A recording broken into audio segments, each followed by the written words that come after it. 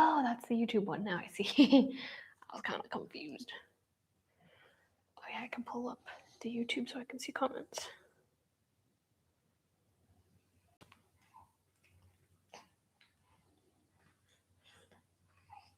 Instagram. All right. What's up, guys? We're live.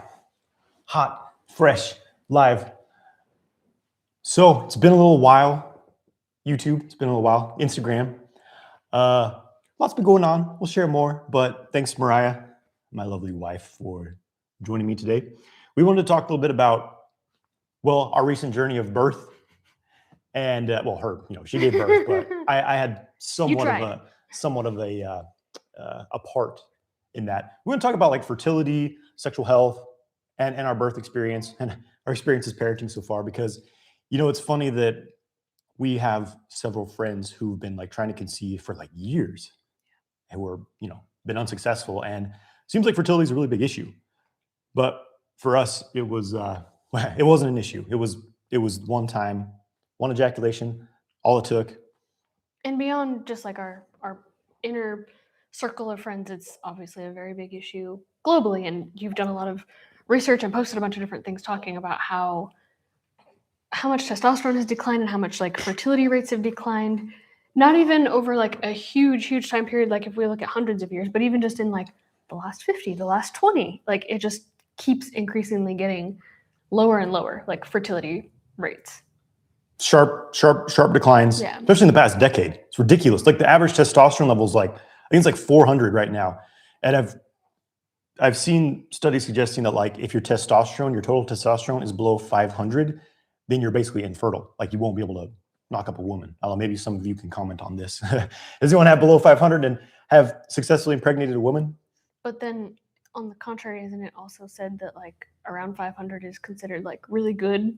And average that's like considered high testosterone nowadays. And that's terrible. 500 is low, in my opinion. Yeah. So let's see. What did you do to prepare yourself for fertility? To prepare yourself to become fertile. I mean, you probably never lost it. Let's be honest. But well, no, I probably did, because there's specific things we implemented. Around, no doubt. I think around like 29. Oh God, I actually don't remember. 2018, 19.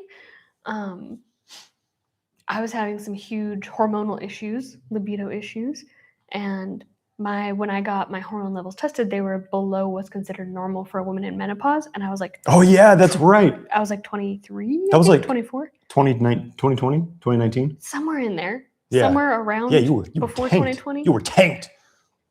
Sorry to bring it up. No, we moved through it. But I just thought it was interesting that you said that I probably never lost it. Because I'm like, no, I probably did. You did. That's right. For a little while. I forgot about that. Might hear some baby noises in the background. there's no child here. We'll see how long we last before. Yeah. We gotta go take care of him. But yeah, so actually, like, that's kind of when I would say fertility actually started, because up until that point, I wasn't sure if I wanted to have kids or not. And I feel like we were on kind of the same page with that for a long time, of just being like, I don't know, maybe not. And maybe around 2021, 2022, I started getting really interested in just like the physiological aspects of pregnancy. And so I started learning about it. And I feel like that's really when pregnancy, fertility stuff started for me. I started reading books and listening to podcasts and doing all the different things, changing my diet. And that was already part of my kind of lifestyle anyway, regardless of if I wanted to get pregnant or not. I just wanted to be healthy. And that's very hard to do these days with It's not easy. There's a lot of force. There's pretty much every force possible working against you to make sure you're not healthy. So it's a feat just to have some semblance of health in this world. It's not just like food. It's like from your toilet paper to your shampoo and your toothpaste, everything. To everything that's in the air and where you live. Like it's wild. we're being castrated on all fronts, or hysterectomy if you're a woman on all fronts. That sounds very rough. Yeah. But yeah, so I would say that's kind of where it started. And then once we decided we actually did want to have a family, that's when I started getting a bit more intentional about, I feel like whenever we moved into Chun's Cove, I feel like it was about 2 years that I was doing different like cleanses and detoxes, and not super hardcore, like, I don't know, not like crazy fasting or anything, but just You were really changing paying things up. attention. Yeah, I was just really paying attention to like, okay, this many times a year I want to do a parasite cleanse. This many times a year, like, let me experiment with what was the like Kaufman. I don't remember what the like outcome of that was meant to be. Well, it but was kind of an endotoxin and mycotoxin, yeah, mold. eliminating like sugars for a Right. little while, basically. Not exactly keto level, but similar to that, to like Yeah. release mycotoxins from But the body. for a period of about 2 years, I was just kind of going through a bunch of different things like that, and it wasn't back to back either. It would be like maybe do one of those for a month or two and then take a break for a while and then do another one. And I feel like that was really setting up my body just to not have any barriers to fertility as I was like building up with eating lots of great nutrients and having healthy food. Well, I have a big one. So I can actually absorb it. I have a big one. Yeah. What I think was What big. you remember. First of all, welcome There's been a lot. everybody. I just want to check in. Okay, feel free to put your questions in the chat. I'm going to get to a Q&A here shortly. Yeah. So yeah, of course, if you have questions, type them in and I will get to them. Don't worry. Thanks everyone for joining, by the way.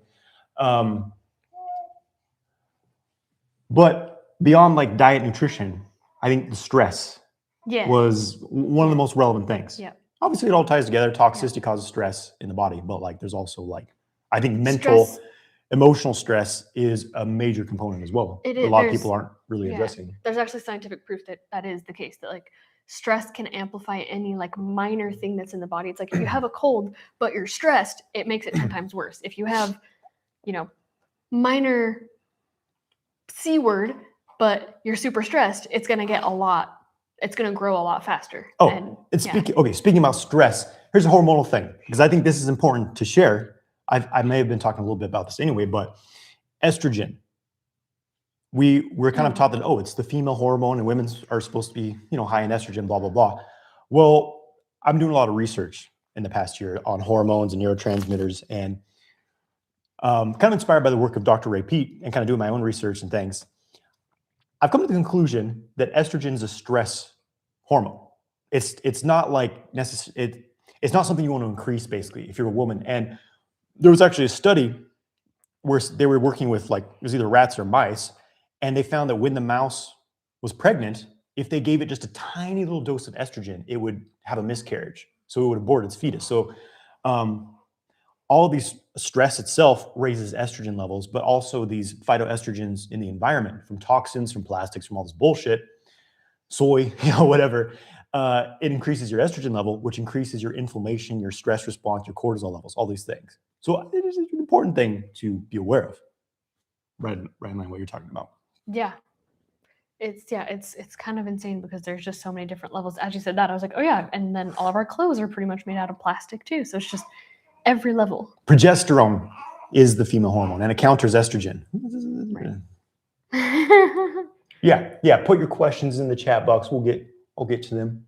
Which brings up a whole other conversation of like hormone replacement therapy and the way that that's all being ran. Yeah, but well, fertility. they're putting women on estrogen, sometimes because of certain health things, but also for fertility, which just makes the whole stress thing further exacerbates the issue. So I personally would never take estrogen as hormone replacement. There's other hormones that I'd be happy to use, but not estrogen.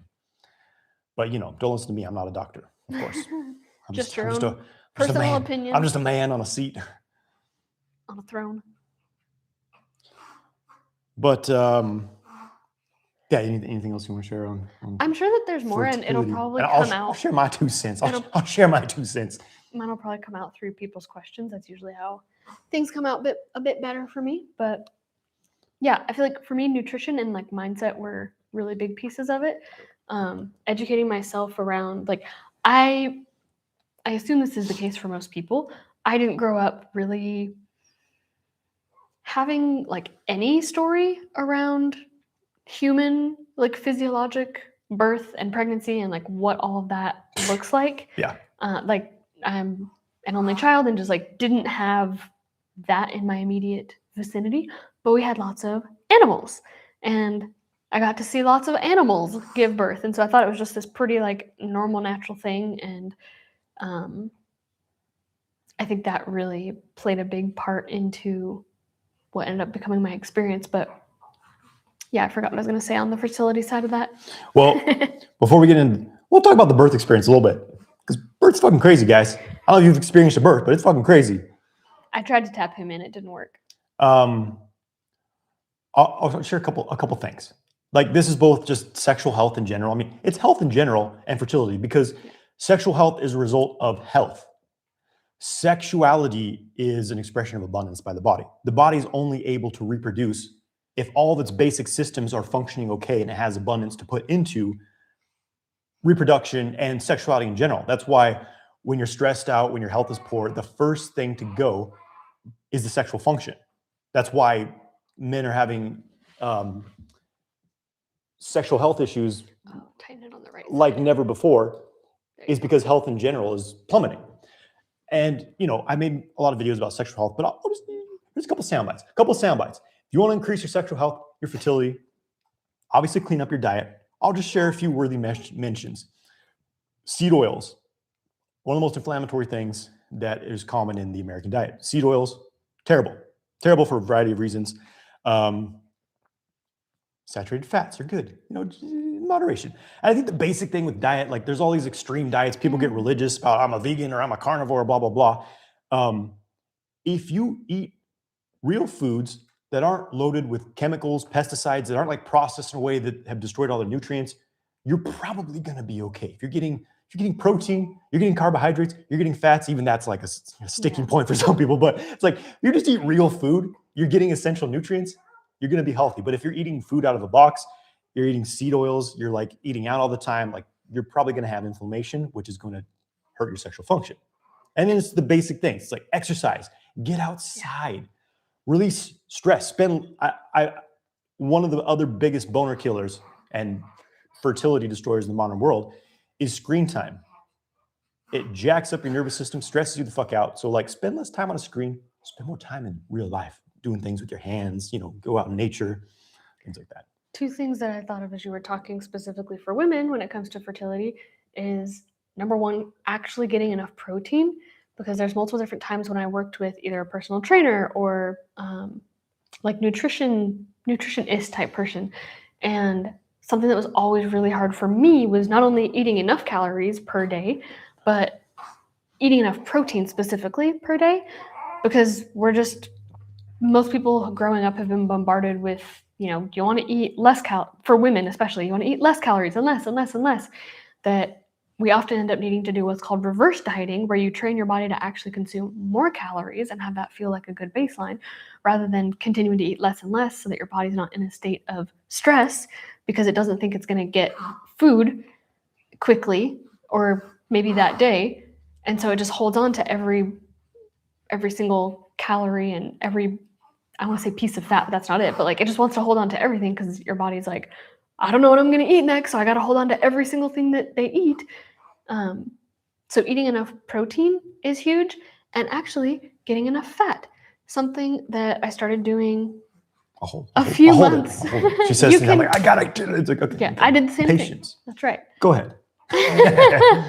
I'm trying to remember. Maybe you remember. You're better with timelines, but somewhere before I got pregnant, maybe it was like 6 months, maybe it was closer to a year, I started eating a lot more avocado specifically. And intentionally, I wanted to eat more fat and just like see how my body would respond to that. Yeah, that was a big change. Yeah. You didn't do well with fat before, but when you were pregnant, it was like you couldn't get enough fat. Yeah, and I ate a ton of fat when I was pregnant. But something that I noticed was that, and I ended up learning this later on through different, I think, podcasts and different things that I was finding, is that women's bodies have to have enough excess fat stores in order to carry a baby, in order to get pregnant, in order to feed a baby. And if you don't have that extra fat, it's going to be really, really hard to get pregnant. And I think that can be a really big mind game for a lot of women, because not only do they fear fat in general, like eating it, but they are afraid that eating fat's going to make them fat, and they don't want to put on extra weight. And that was another thing that I had to really let my ego let go of. I had probably been like 5 to 10 pounds heavier than normal in that year before I got pregnant. And I think that was a major helpful factor because I had extra stores to give to a baby. There was a lot of things that I couldn't eat in the first trimester. And my midwife kept saying, don't worry about it because baby is taking a lot of those nutrients that you've been consuming in the year beforehand, which is true. Our baby came out very, very well nourished. And yeah, I think like your own personal ego about your own body image is a really big part of it for women. I can't say for men, but like getting over the fact that you might have some extra weight for a while, but your body's literally nourishing another human. So allow yourself to carry the extra weight. Yes. And not need to be stick thin or super toned and cut all the time. Have a season. Yeah, I was just going to say that. A baby growing season. Oh, yes, supplements is good. But whole food's better. Talking about fats. Your body requires fats for hormones, basically. Cholesterol and saturated fats are required for hormones. Your brain is like, a large portion of the brain is made of cholesterol.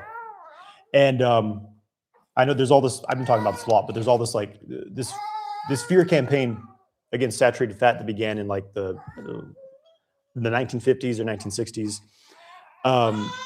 But turns out saturated fats are what you need. And it was since the Western world and a lot of the world in general shifted towards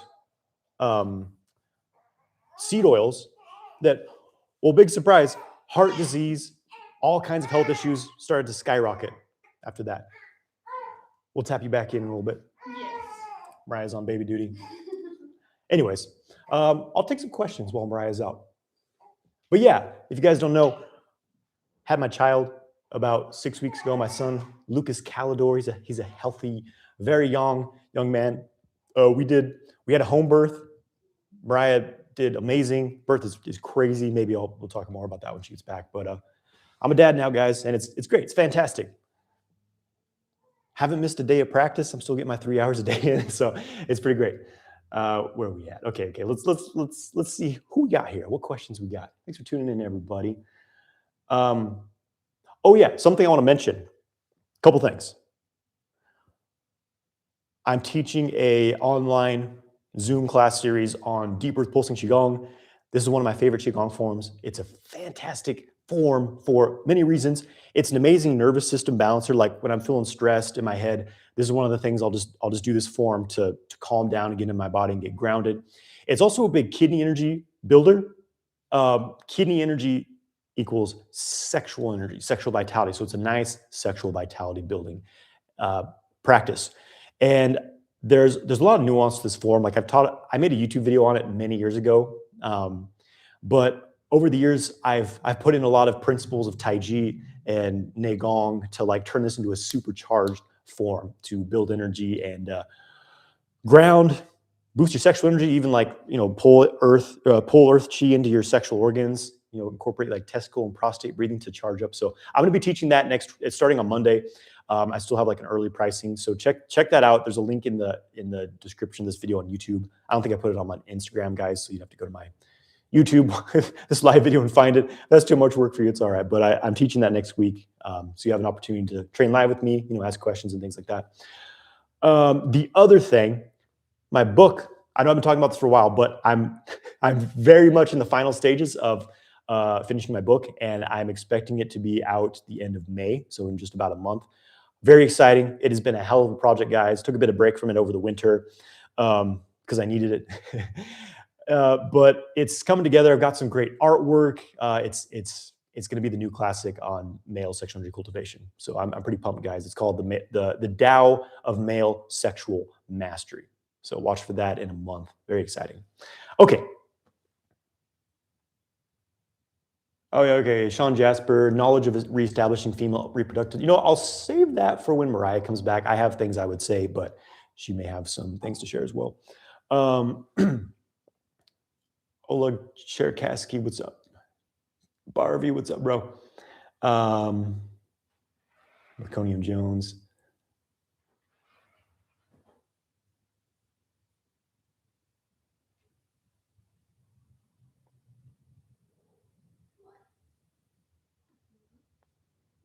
Okay. Here's a question. It's a few different comments long.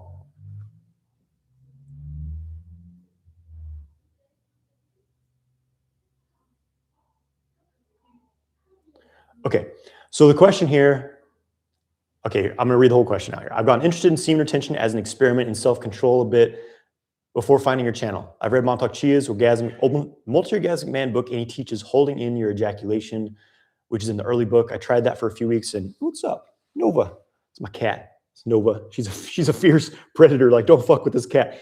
The other day, she had like a big, some kind of rodent in her mouth. I don't know what it was, but she's like killing mice every few days. I have to like catch these things and bring them out of my house when she brings them in. She's a fearsome predator. Also spiritual guardian in the house. Okay, sorry. So tried holding in the ejaculation. I tried that for a few weeks, noticed it killed any feelings of horniness, but also caused inflammation. I stopped. It's hard to control myself. You can avoid ejaculation for a month, but I can barely hold it for 3-ish days. Do I have to buy any courses as a complete beginner? Okay. So it sounds like you're using the method of like hitting the point of no return and trying to like squeeze or use the $1 million point to hold it in. I do not recommend that. Yes, it is going to cause a lot of stagnance, tension, and potentially inflammation in the pelvic floor region. That is not what I teach. I do not recommend that, okay? So just make that very clear. My methods are based on relaxation, and they're also not based on hitting the point of no return. There's a method I've shared where you kind of like get to the point of no return and then relax, but that's not really a core method of sexual kung fu. I don't really use that method much. It's just something I've shared for people to use because it's a nice like introductory thing. But the main component of how we do it in sexual kung fu is that we created a new pathway of buildup, because what you're trying to do and what most men are trying to do and what most men are teaching with these practices is you're building up to this all this tension in the pelvic floor, build up to that, which eventually triggers the ejaculatory release. Or if you're using these techniques, all you're doing is squeezing so that pumping's happening, it's pushing fluid, but there's nowhere for it to go, so it just gets stuck and compressed, and often it just goes into your bladder, which can also cause inflammation. So that's what's happening with that technique. With what I'm practicing and teaching, you're not hitting the point of no return. What you're doing is you're breathing and you're opening up pathways in the body. So all that arousal, that pleasure as it's building, you're moving it elsewhere in the body. You're moving up the spine, you're moving it into organs. So the whole body starts to build up into this state of, it's kind of an energetic orgasm in the beginning. And it's a bit subtle, but over time it becomes more and more profound. So I've made many videos about this. Just look up my video on YouTube. On YouTube, go sexual kung fu, non-ejaculatory orgasm, and the nervous system. And that will tell you what you really need to know. And of course, this is what I teach in depth in my Multi-Orgasmic Man course. My introductory level course, kind of the bare foundations of sexual kung fu practice, is the male sexual mastery course. It's a good starting point, but I highly recommend that, if you really want to train in sexual kung fu, you're going to want to take the Multi-Orgasmic Man course, which is going to open for registration soon, by the way. Okay, there's that. What do we got on Instagram? What's going on Instagram? Nathan Kurok, what's up, bro? Thanks for the well wishes. He's a beautiful new baby. Am I currently taking any TCM herbs? Yeah, I'm usually taking some herbs. I hit the herbs hard. Now, right now I'm taking, one of my go-tos is just a kidney yin building tonic, which is Shou Wu formulation. I like the dragon herbs version. It was one that one of my first teachers recommended, and it's just been a good go-to for me just for maintaining kidney yin, which everyone needs more of. You can't build too much kidney yin. Now, anything that is promoted as like increasing libido and like erections and things like that are herbs, it's usually kidney yang tonics, which is great. But if you use too much kidney yang, if you're stimulating your sexual energy too much without rebuilding the yin, it's like a good metaphor here is the kidney yin is like wood. It's the raw supply, and the kidney yang is the fire. So that the fire is your sexual desire. It's in action. You're feeling horny, you're feeling strong. The yin is the potential. It's the raw supply that can fuel that fire, that can fuel that sexual desire, that can fuel the erection. So if you burn the fire so hot it burns up all your wood, you got nothing less to burn, burn out. That's why some people can burn out, hitting the kidney yang tonics too hard. So I'm always supplying my kidney yin. That's very important, so that my kidney yang, so I have an abundance of wood supplied so that my fire can burn very brightly. Okay. I'm also taking this is an acupuncturist friend of mine who, I have him work on me every now and then if I need a little extra support. It's a Xiao Yao is the formulation. It's a pretty common one. I think it's like Free and Easy Wanderer. It's what it does is it kind of calms liver yang and tonifies earth chi, spleen chi. I think yin spleen, yang spleen, spleen chi. Anyways, so it kind of calms down the liver, which is like rising chi, which for me I have a lot of, and it builds the earth, your core, grounding, digestion, all that. So that's another formula I'm taking pretty much ongoing whenever I need a little support. Yeah, I also like desert substantial a lot. I'll take that every now and then. Tongkat Ali is a great herb, big kidney yang, one of the most effective kidney yang tonics. So I take that whenever, when I need a little extra testosterone support, which hasn't been as much recently. Surprisingly, even like, having a kid, being a dad now and stuff, to recently, I think it was a few weeks ago, I was hearing this guy talk about how he uses Tonkat. He's like, man, I'll take like 10 capsules some days. I'm like, all right, let's try. I didn't take that much, but I took like 4 times the normal dose I would. I was so pumped up. Like I get into the gym the day, I'm just like, fucking man. Just like, I'm going crazy. So yeah. All right, what else we got?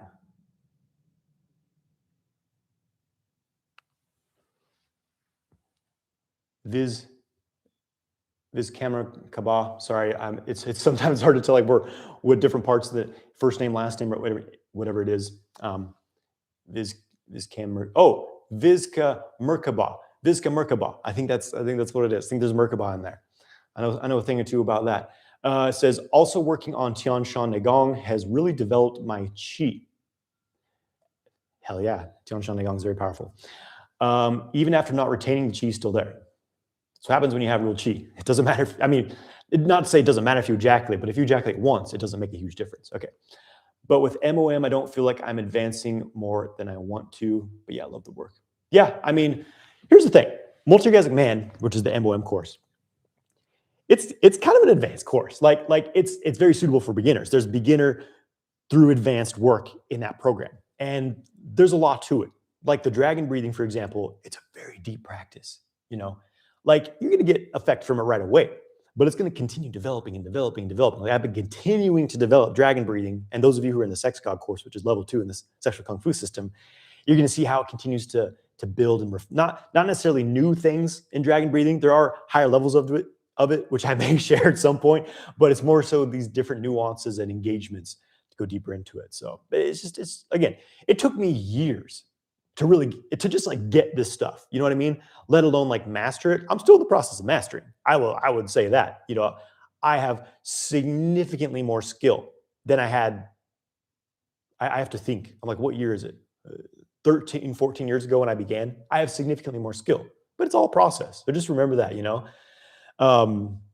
yeah, it's all process. Sometimes you feel like you've taken a step back, but you keep working with it, you keep moving forward.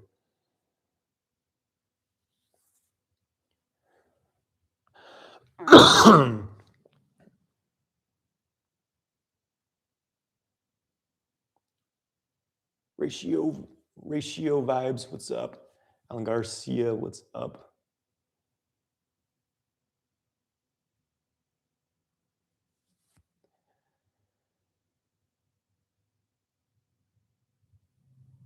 Okay, Nathan's asking, are you able to go in depth about the intensity and pleasure that orgasm before ejaculation happens in the act of ejaculating itself, separating the two? Right. Okay, so Nathan's a cultivator. He's a practitioner. He knows what's up. But there's some nuance here, though. Okay.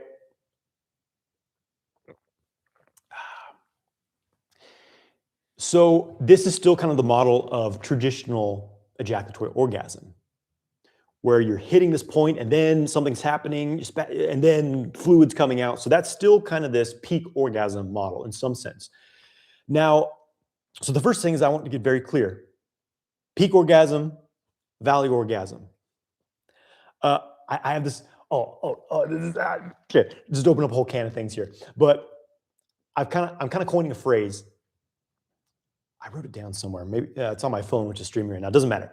But because valley orgasm is cool, but there's another term that I'm going to start using, which is something is like infinite oceanic orgasm, something like that. I don't know. And really differentiating like orgasm as like something that happens and it's gone, which is peak orgasm, versus orgasm as a state, something that you're just in and you can sustain infinitely. It's like surfing. There's the wave and you catch it for a little while, you fall off, then you catch it and you're on it for a long time.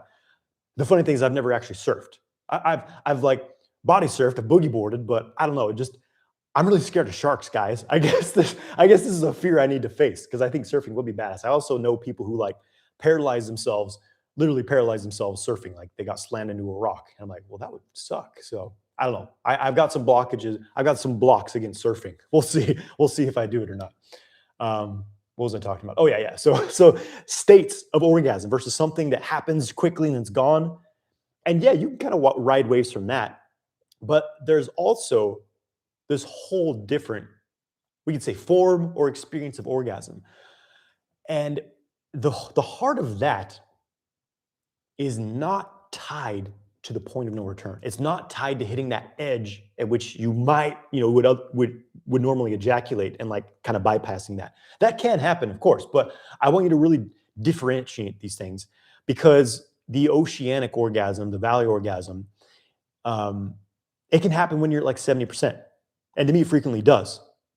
Because building off what I was talking a bit about before, I kind of explained this to someone who's coming from a different background, where it's not about hitting the ejaculation, trying to like magically hold it in and just, it's about it's about directing that friction. Because your penis is being stimulated, there's all this information, there's this friction, this electricity, this excitement, all that's being generated. Well, where is it going? Because it's traveling, but for most men, it's just kind of stuck in the genital region, and it builds so much that you have to ejaculate it out.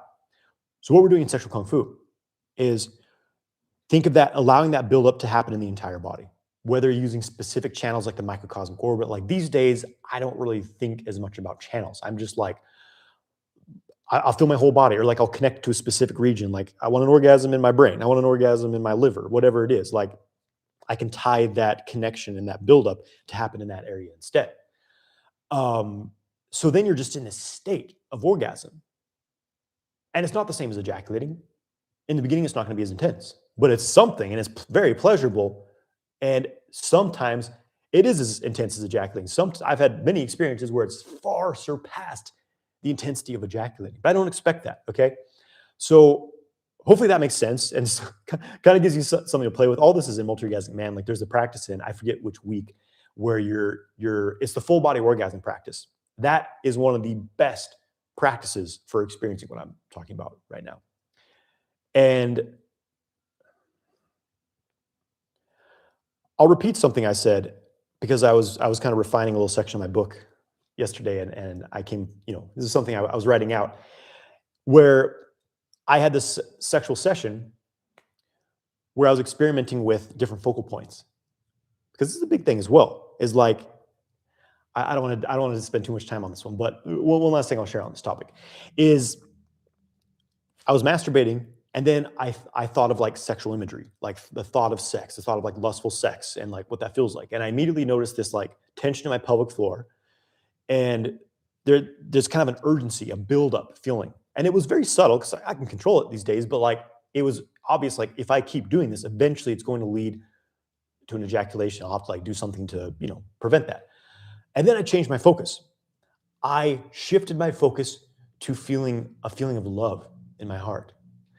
And no thoughts of sex or like sexual imagery, just pure feeling, sensation in my body, just feeling the pleasure. And feeling this sense of love. Maybe it was a bit more of a feminine state, I suppose. But that's what I was in, just this deep feeling and just completely immersed. Not trying to, this is the big thing here, is intention. A lot of men are stuck in this pattern of like, yeah, this is okay, but like, I want more. I want this release. I want something else. That is one of the biggest barriers. in the sexual practices, because you have to be okay without having that release, without having that big explosive, like what you're used to from ejaculation. You have to create that in other ways in your life, okay? Or like I recommend men have an occasional ejaculation. I think that it's healthy to ejaculate, whether it's once a month, once every 2 weeks, you'll find your own rhythm for that. I think that is an important part. I'm not a proponent of like forever semen retention. No one really is able to do it anyway. So yeah, so the difference in feeling, I'm focusing on love. I'm just feeling sensation in my body. I'm not focusing on like thoughts of sex or trying to get anywhere. I'm just immersed in it. And I was in this oceanic state of just waves of pleasure, just immense pleasure. And the more I relaxed into it, the more I just felt this loving energy and just accepted what was there and instead of trying to make it something else, the deeper into it I absorbed. It's kind of meditative, and it became more and more intense. And there was zero sense of like buildup or tension in the pelvic floor. It was deeply relaxed. It was just, through my entire body. So you see how this goes beyond like just, okay, there's this like tension build up to ejaculation. How do we go the other direction way? It's a whole different dynamic. That's something I want to make very clear. I know it takes a while to really understand that. It took me many, many, many years to be able to explain it like this. Good luck. And then the ejaculation, which is, it feels good. Like, don't get me wrong.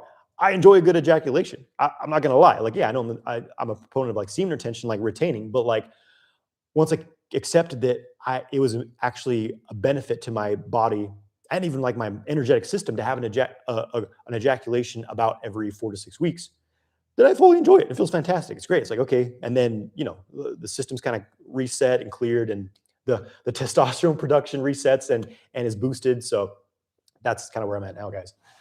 Anyways, continuing on.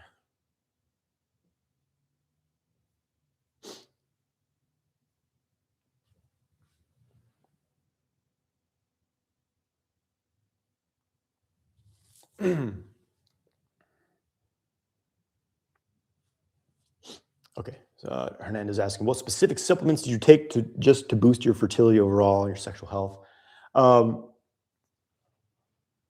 I'll answer this one if I'm not sure if Mariah's going to make it back or not. I bet she will. But for me, supplements, again, the core of everything is nutrition and stress reduction. Like, if you're stressed the fuck out, if your nutrition sucks, supplements probably aren't going to do a ton for you. You may get like a bit of effect, but yeah. Having said that, specific supplements for fertility, maca root is a good one. It's been shown to increase sperm production. It also has sexual benefits for women. Like, we were talking to this woman several years ago. I don't remember the situation, but she was saying how her daughter was trying to get pregnant and wasn't able to. Then she took maca root and then she got pregnant. So maca root, it's known as a fertility booster. Zinc. I'll share some foods: oysters and beef liver. If you eat oysters and beef liver, you're gonna be fertile. It's gonna dramatically help. Most people aren't getting enough bioavailable minerals. And like a lot of the supplements you take for minerals, they're not really bioavailable. Your body can't actually use them. Some of them are like harmful to the body, it turns out. So I've been supplementing less and getting more just from my diet. Here's a weird one. Here's a weird fertility boosting supplement: aspirin. I know people are, well, what the fuck? Like, if I'd heard this even a year ago, I'd been like, what the fuck? But after diving deep into this rabbit hole, because Ray Pete talked about aspirin. This other guy I follow, he started talking about it. I was like, what? How is this like pharmaceutical thing? But it turns out, because this was developed in like the late 1800s. It's kind of before big P word kind of took over the world. It took over the world of health, health, and then people became sicker than ever. Wonder what happened there. So aspirin was like a legit, like, you take it for everything. Whereas now a lot of the medications is like, you take this thing for this very, very, very specific condition, but you also take this medicine for this and this and this. And you have like people taking like 5 medications with all these fucking side effects. And anyways, but aspirin's actually pretty legit. It turns out it's major anti-inflammatory. It lowers prolactin, which is a big deal. Prolactin is what increases after you ejaculate, makes you feel like a piece of shit, basically. Lowers your testosterone, right? So taking aspirin boosts it's a testosterone booster, straight up. I worked my way up to taking 1 gram a day. I've even experimented with taking 2 grams a day. And the first time I took it, I felt very relaxed. And then found my libido was increasing. And so yeah, aspirin, who would have thought? And I've experienced zero negative side effects from it, zero. Even in like what's, 2 grams is considered a large dose of that. But I take a pure form. I get on Amazon, it's like Anaprin Pro or something like that. It has no, bullshit in it. It's just pure good stuff. All right, so there you go.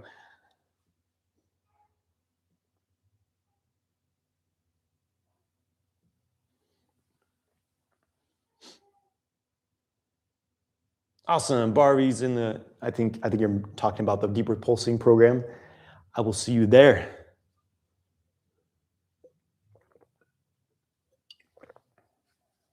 What's up, Awakening Life? Hey, Johnathan started. It doesn't matter. There's the stream marker feature on YouTube now. I know that it's good to have timestamps, and I don't always have the capacity to go back in and add them. So hopefully maybe this will do it automatically. I'm not really sure. We'll see. Awakening Life saying, hey, Johnathan started a little over 2 weeks ago. You have a lot of great breathing techniques, but what should I be starting with? Currently putting awareness in my lower dantian and relaxing pelvic floor. That's a good starting point. So here's the thing. As far as like a core sexual kung fu practice, what I recommend, the breathing exercises, that's what you do during sex. And there's kind of, the number one thing is just deep breathing from the belly. Then there's more specific things. Like I have the reverse Kegel breathing video. That's an excellent technique for ejaculation control. And then the techniques that are in my free ejaculation control ebook, which is on all my videos ever, pretty much, those are fantastic, okay? So work with those for like breathing. But I also recommend that you practice Qigong. I have a playlist full of Qigong practices. Go through it. And then also practice the testicle breathing exercise. Look up sexual kung fu testicle breathing on YouTube. You'll find that. So you work with Qigong, you do breath work and pelvic floor work every day, and you work with the testicle breathing. You now have a complete kind of very bare bones sexual kung fu practice. It'll give you something that you can build upon when you want to go deeper.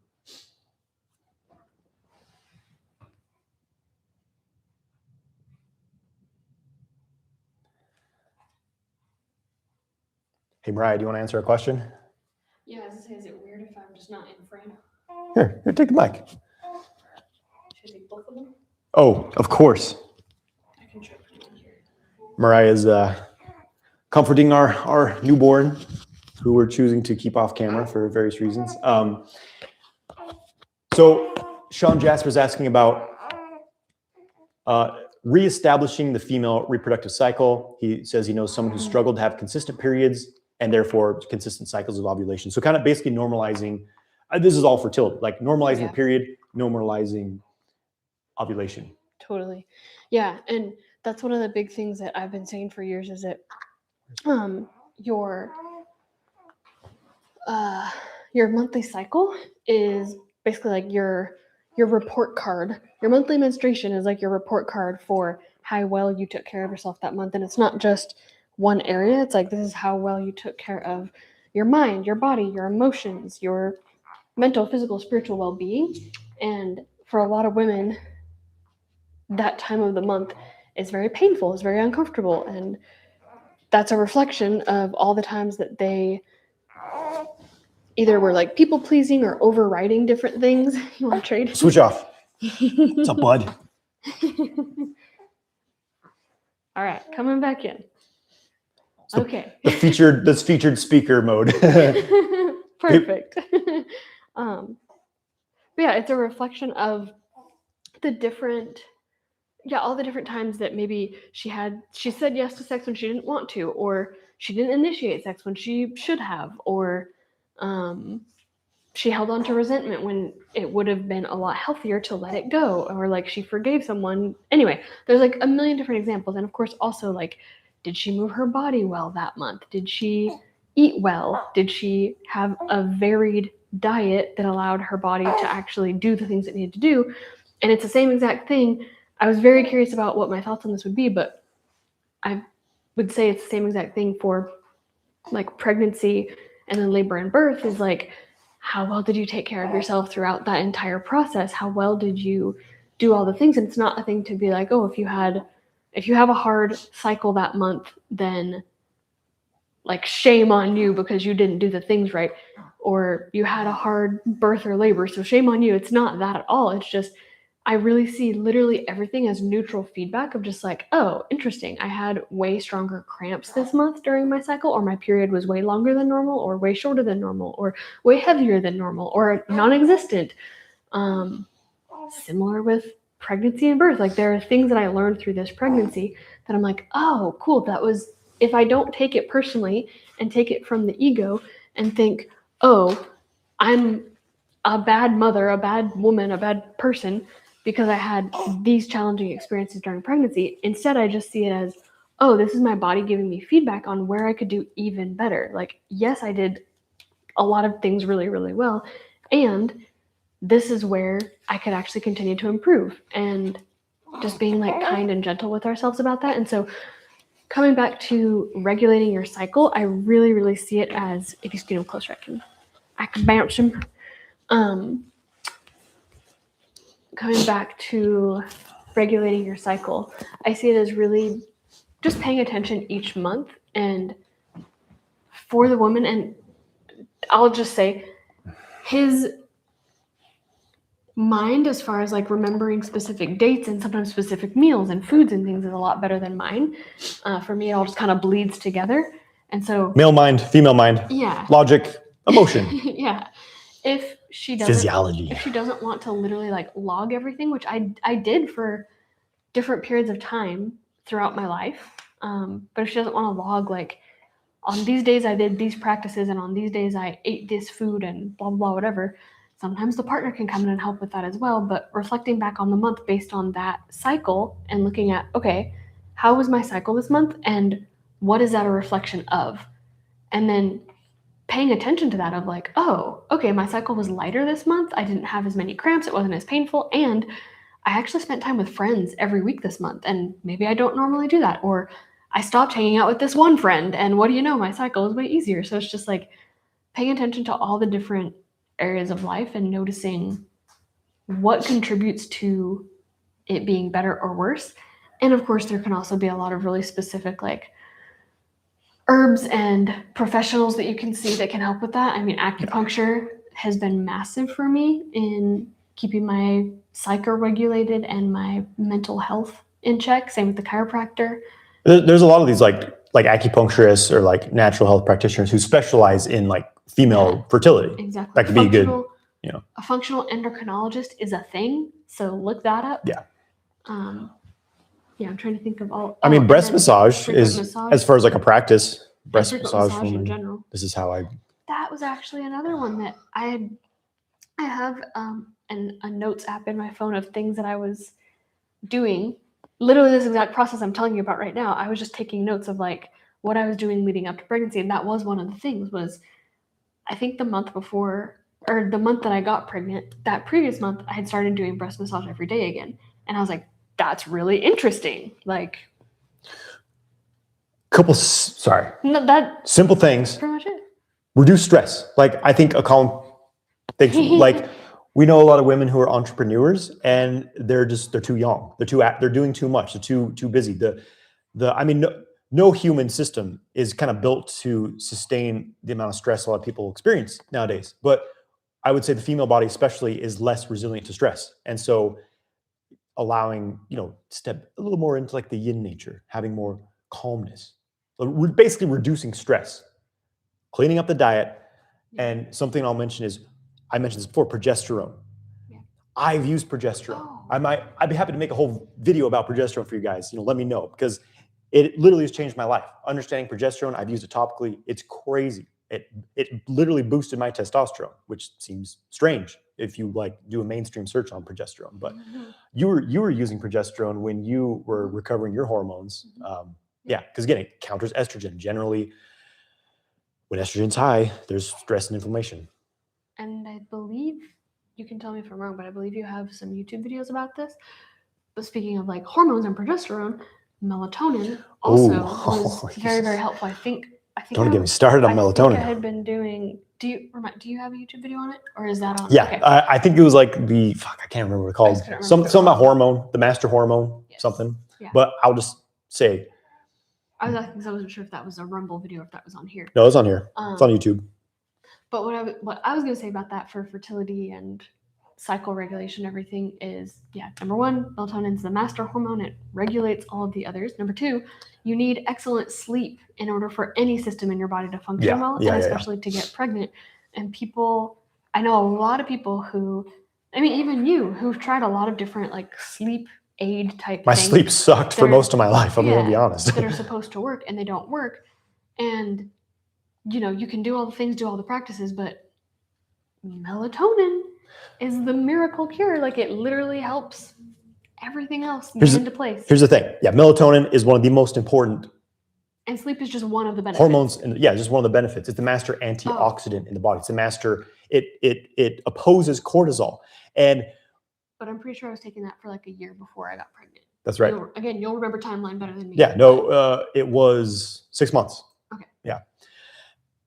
So as we age, our body loses its ability to produce melatonin. That's one reason why people who are older often struggle with sleep, because they're just not really producing melatonin anymore. Plus, blue light, like external lights, it stimulates the body to store its melatonin instead of release it. So people's circadian rhythm is fucked up. But further, what's deeper, EMF has the same effect on the pineal gland that staring at blue light does. And it's really difficult to escape EMF. And so basically, you're constantly having, that's why kids and teenagers have sleep issues. I think that's one part of it, is their melatonin is being suppressed. So it turns out taking external melatonin does not shut down your own production. I think if anything, it strengthens it. I literally took it.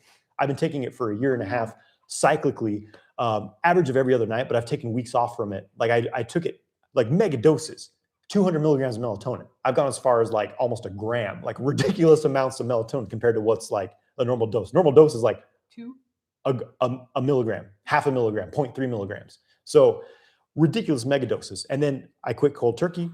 Sleep was great. It doesn't shut down your own production. Strengthens it, actually. What's the word? Same with progesterone and some other hormonal substances. Yeah. I took it for 6 months, the mega doses. It was similar. I think it was around 200. And then stopped cold turkey when I got pregnant and slept fine until the end of pregnancy, when I was extremely uncomfortable and huge and couldn't sleep because I was so pregnant.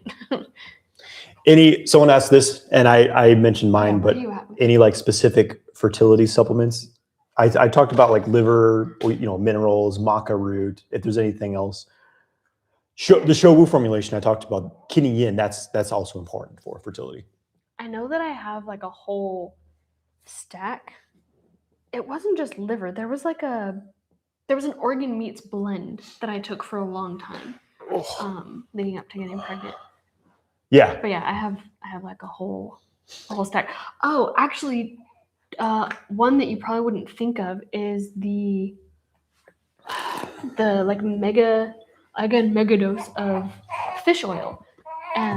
Is it Nordic Naturals? Mm-hmm. They have one that I think it's like 1,000 milligrams per capsule. Right. It's really, really, really high compared to all the others. But again, I had been taking really high amounts. There was something that you researched that you shared with me that was talking about specifically fertility and getting pregnant and being able to breastfeed and all the things that we need to have a lot more of those omega-3s and the other omegas than most mainstream stuff says. And so I experimented with that for a while and actually did that throughout most of pregnancy. And that was one of the first things that I reintroduced after kind of taking a break from most supplements during pregnancy. But in postpartum was that really, really high dose of fat. I feel like there's 2 or 3 more, but I would have to look at them to remember what they were. I can picture them.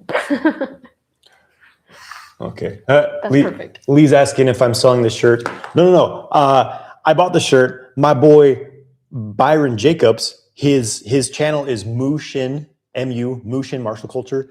This dude's badass. Like, he's studied super in depth, classical Neijia, the internal martial arts, Xingyi, Bagua. I don't know if he does Tai Chi also, but so he makes these shirts. It's like, old school NES graphics, but it's like Xingyi. This is the Xingyi one. He's got like Bagua. So no, get it from him. Byron Jacobs, Mushin Martial Culture. My boy. I like the yellow one that has all the internal, it's like Street Fighter 2. It's Internal Fighter 2. It's got all the OGs. It's got like Yang Chong Fu and Sun Lutong and everybody on it. It's sweet. You guys probably seen that one too. Okay. Venogenic. We're probably gonna get into the dick questions, which is fine. I was gonna say, if there's any more Yeah, we'll for see. me, let me know. If not, Maybe we'll. I can take him and walk around. Yeah, I'll answer a few, and we could talk a little bit about birth if you want. If you want. Sure. What that was like. Just kidding. I heard you talking about our cat earlier. I just That's how labor started. oh yeah. Her getting sprayed by a skunk. The night she went into labor, she's having, you know, like, what is it? Bedtime Early routine. labor, like mild contractions. Yeah. And then I go outside to get our cat, and it smells like skunk, just horribly. I'm like, oh. And the cat comes walking. I'm like, you didn't get sprayed by a skunk, do you? Like, I pick her up, and it smelled like if you were to stick your nose inside of an onion, a raw onion, and smell like, it was just, oh my God, it was overwhelming. So our cat got blasted by a skunk. So we had to spend like an hour washing it off of her, and then she's going into labor. So that's how that night started. Very memorable. And then, this is cool though. Lightning storm during labor. And we joked throughout all of pregnancy, like, oh, if it's a boy, we should name him Thor, but that's probably too intense. Yeah.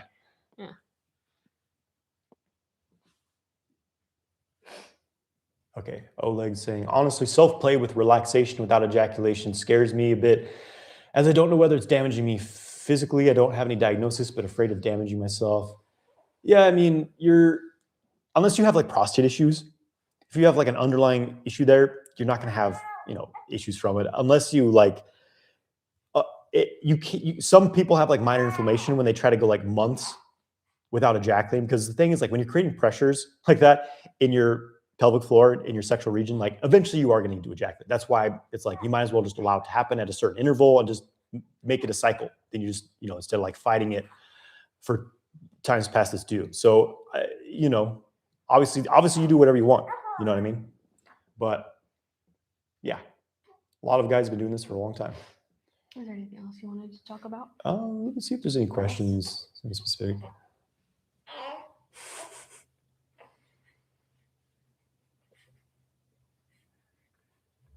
I was trying to look up the questions on my phone, but I wasn't sure where you were at. So this is easier. I took your course last year and it was so helpful. Bradley.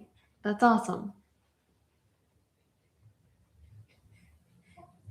Yeah, I think we got lots of bro questions now, which is fine, which is fantastic. You know, I'll take all the usual sexual kung fu questions. I'm happy about it.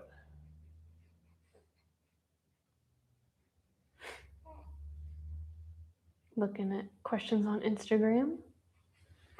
Am I facing hair fall? I don't think so. I don't think so. Advice for hair fall. Well, since I've mentioned it, hair loss. I think it's basically partially genetic. Some men just lose hair at a certain age. I would first of all thing is like, if it's happening and like you can't do anything about it, embrace it, rock it. You know, you can shave your head and grow a beard. That's what I would do. I probably, or the skullet or something, or wear a hat. I don't know. But usually it's related to stress, toxicity. Like if you're using shampoos with like chemical products in them, you're eating garbage, you're super stressed out. You know, the kind of mainstream thing is, hair loss is related to high testosterone, DHT levels. I think that's bullshit. I think high testosterone and DHT is what you want as a man, because these are the highest androgenic anabolic hormones. My research suggests that hair loss has nothing to do with testosterone, DHT, has more to do with estrogen and inflammation. But can also be from, kidney yin deficiency, gene depletion. Too much ejaculation can literally make your hair fall out. I know men who started practicing retention and they regrew their hair. So just general energy management. I'm not a hair restoration expert, but that's what I say. It's interesting to me that pretty much everything comes back to stress. Yeah, it's a big thing. Whether it's environmental or mental, emotional, physical, like it just. We're in a world of stress, man. From day one, pretty much. Yeah. All right. Before I transition into these questions, let's talk a little about birth, if you want to. Sure. We did home birth. I already mentioned it, but like, holy shit. I can tell you guys that I have a newfound respect for mothers. Holy shit. Yeah. Birth's an intense process. It's intense. Yep. Agreed. Like, and it's also made me very skeptical about a lot of these like women influencers. Like, oh, and my birth was just, I just breathed the baby out. It was just one long orgasm. I'm like, I don't know. I don't know. Maybe it was, but maybe they're full of shit. You know, I don't know. I don't know. Yep. You can share your thoughts on that. That's it. I agree. I'm very much, I love learning, and I was learning about pregnancy and learning about birth and labor and everything like years before I was even sure that I wanted to do it. And then now, having been through it, I'm like, I'm very, very curious and eager and open to learn more from the people who, claim to have orgasmic births and stuff. Because I'm just like, what are they doing? Like, is this true, or are they just straight up lying? Because it doesn't seem possible. But I'm also the kind of person who very much, I feel like I always understand that, like, when shitty things happen, I'm always kind of like, oh, in hindsight, yeah, that makes sense. I can understand. I can see why that had to happen. Like, it sucked in the moment, but like, I get it.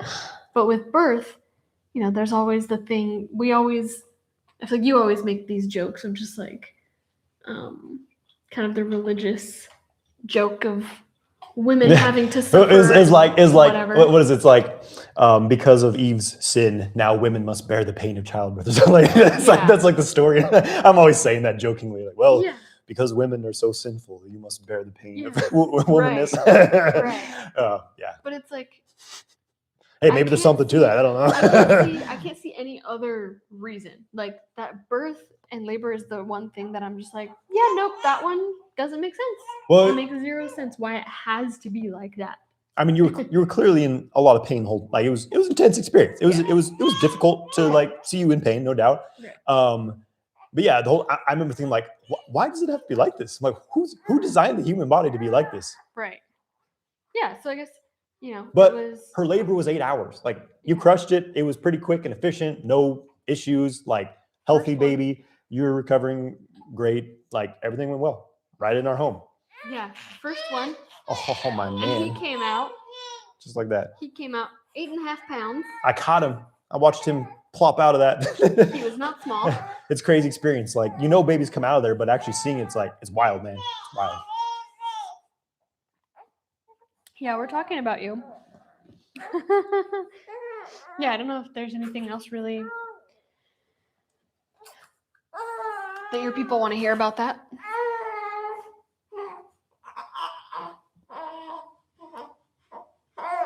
Hey, bud.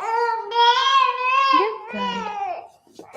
But I'll just say that I think that every man should experience childbirth, like should be present, experience like what a woman is going through with childbirth. It changes you. Yeah. It changes you. It was a beautiful, heart-opening experience. It was very intense as well. Is that too hard of a bounce? Yeah, I agree. I think every person should experience birth. Okay. Grow the flow. How do I heal delayed ejaculation due to low sexual experience? Are you asking? Well, if we're good. Yeah, of course. Okay. All right. Thanks, you guys. Brian. I'm gonna continue on with some Q&A here. You can just sit in that chair or whatever.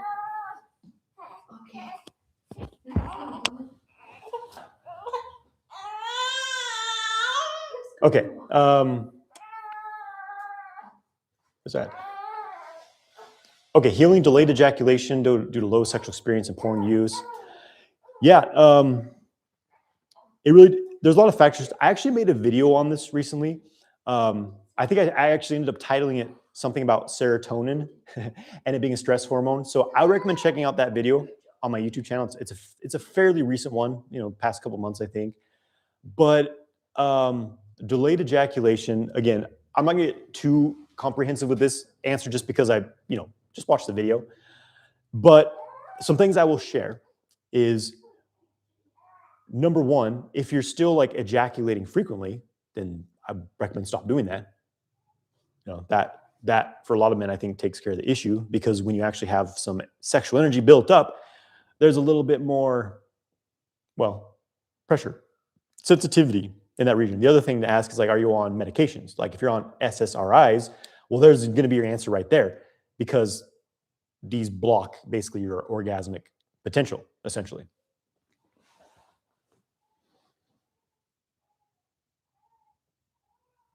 And this would be one case where you could actually use Kegel exercises because most men have the opposite problem where they're busting too fast. And that's due to a lot of tension in the pelvic floor. But what you can do, and be careful with this, so you don't program yourself to have premature ejaculation, is you can, incorporate some Kegling and some squeezing in the pelvic floor and see if that sensitizes things for you.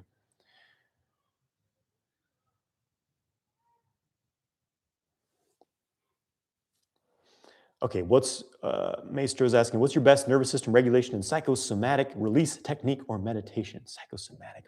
I mean, I'm not exactly sure. Let's look up, what is the actual definition of psychosomatic release? Okay, discharging stored tension, trauma, repressed emotions, all of these, blah, blah, blah.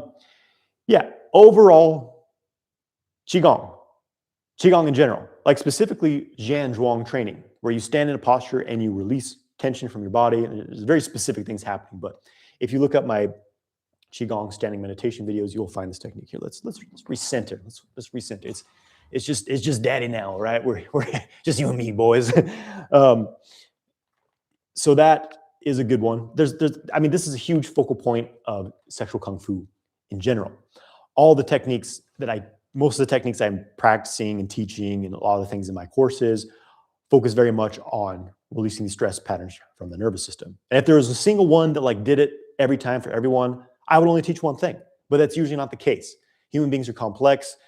There's a lot of nuance to what is going to bring you out of a stress state. So there's that as well. But another helpful thing is just to realize that mental tension and physical tension are always intertwined. So when you practice releasing tension physically, like laying on the ground and just relax more and more and more, more and more and more, more and more and more. Inhale, relax to start the inhale, relax to start the exhale. Just feel like every breath is melting you into the ground. That's a nice thing to do. Okay, Metallic Heart is asking if masturbation causes venogenic erectile dysfunction. Well, let's look up what exactly venogenic erectile dysfunction is. Is this like venous leakage? A vascular condition where penile veins fail to compress, causing blood to drain too quickly. Okay. I mean, is this the same as venous leakage? Okay. Does masturbation cause this? I mean, it depends. Masturbation can mean a lot of things to different people. For some people, masturbation could be like gently caressing your penis. For some people, masturbation can mean sticking your dick in a blender and putting it on a low speed. You know what I mean? There's a whole scope of things that we may need to have more context about. Because yes, I'm sure that you could. It is definitely possible to masturbate in a way that just absolutely destroys your member. But most guys aren't doing it that way. Okay, so let's, I'll assume that you have a relatively normal masturbation habit. You're not like doing Indian burns or trying to snap it in half or anything like that. I don't know though, you could be, all right? So maybe another comment to clarify. But if you're masturbating the way that most men are, I don't think that it's going to cause disrupting your veins, basically, okay? This is the thing with erectile dysfunction is there's so many different potential causes of it. It seems like the vast majority of cases for men, it's either psychological, it's related to fried dopamine receptors and low dopamine, or it's hormonal, like low testosterone, having high prolactin, high estrogen, high stress in the body, essentially. But if it's truly psychological, or not psychological, physiological ED, where there is truly a disruption in the blood flow, then this is where, of course, exercise, clean up your diet. You can take, nattokinase, Nattokinase. It's like a derivative of tempeh, which is fermented soy, but this has been shown to kind of clear calcifications from the blood, which the mainstream view is the mainstream story is, this comes from saturated fats, blah, blah, blah. But it's actually often due to the liver being backed up and various things like that. So yeah, apparently, shockwave treatment can be effective for men who truly have blockages in the blood vessels. But I think for the majority of cases, it's just poor hormonal health, and your dopamine's low. So reduce inflammation, boost testosterone, increase dopamine levels, the usual.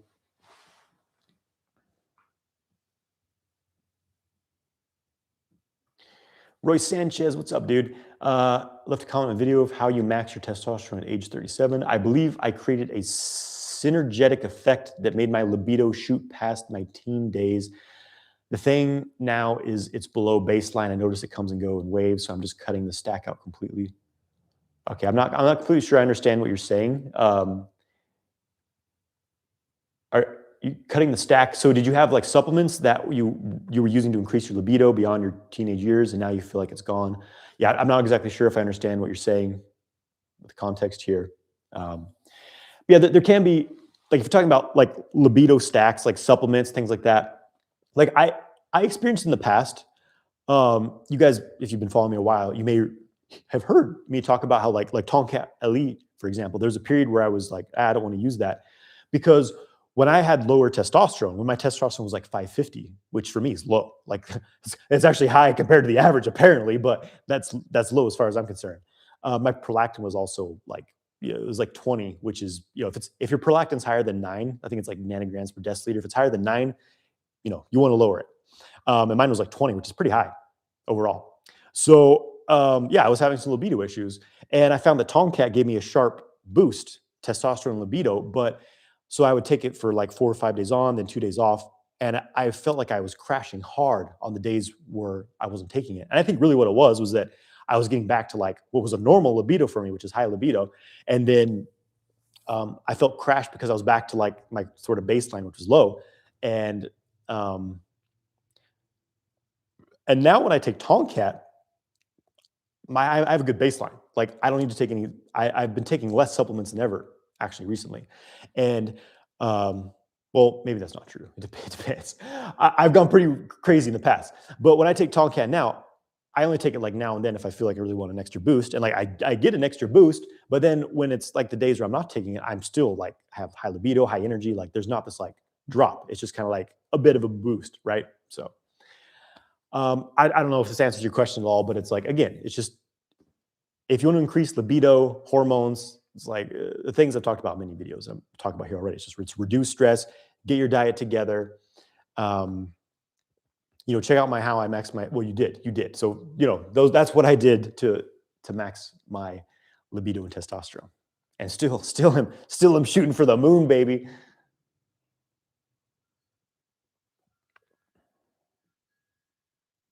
Divine Time 5, what's up, bro? Coming in to give you support. Start about 10 minutes of Zhan Zhuang a day from the channel. That's awesome. That is exactly what I started with in 2012, 2013. 10 minutes of Zhan Zhuang a day. That was my daily practice. I was like, I'm gonna do this for a month, then see how I feel. And if I like it, maybe I'll continue. Like if I like the results, I'll continue. I haven't missed a day of practice since. And that 10 minutes turned into 30 minutes of Zhan Zhuang, sometimes an hour in a day. And now that 10-minute practice turned into 3 hours of practice a day. Not all Zhan Zhuang, different things. But yeah, bro, that's awesome.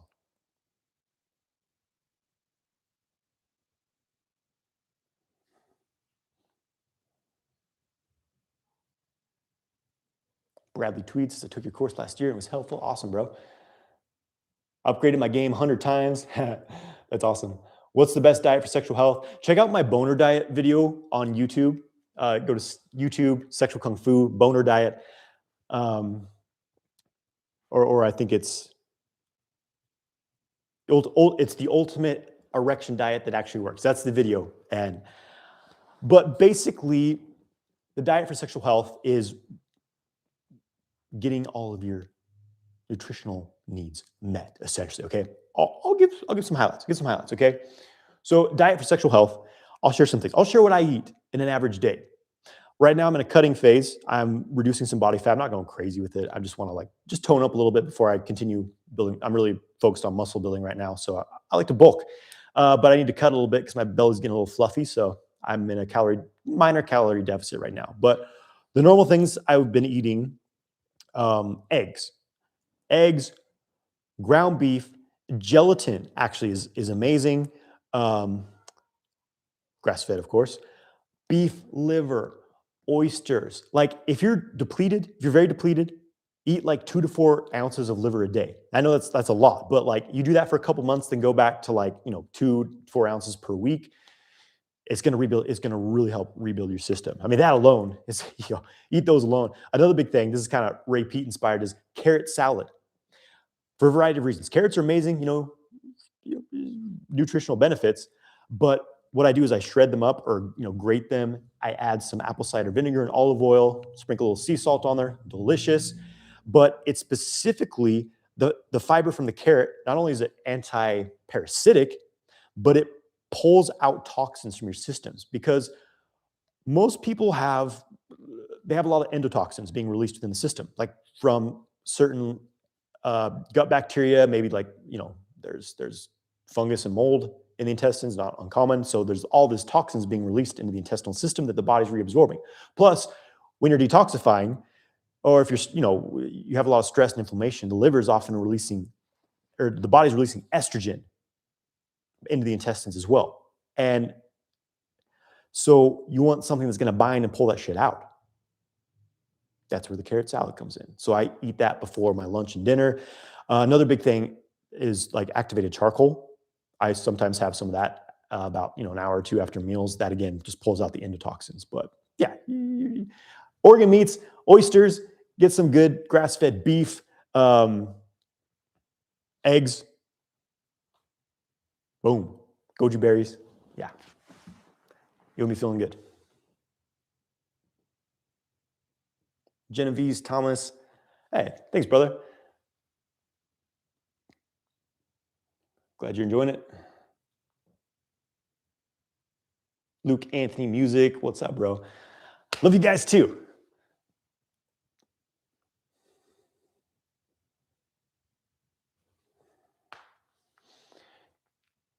JTJDT says Tomcat releases all the testosterone deeply stored in the tissues.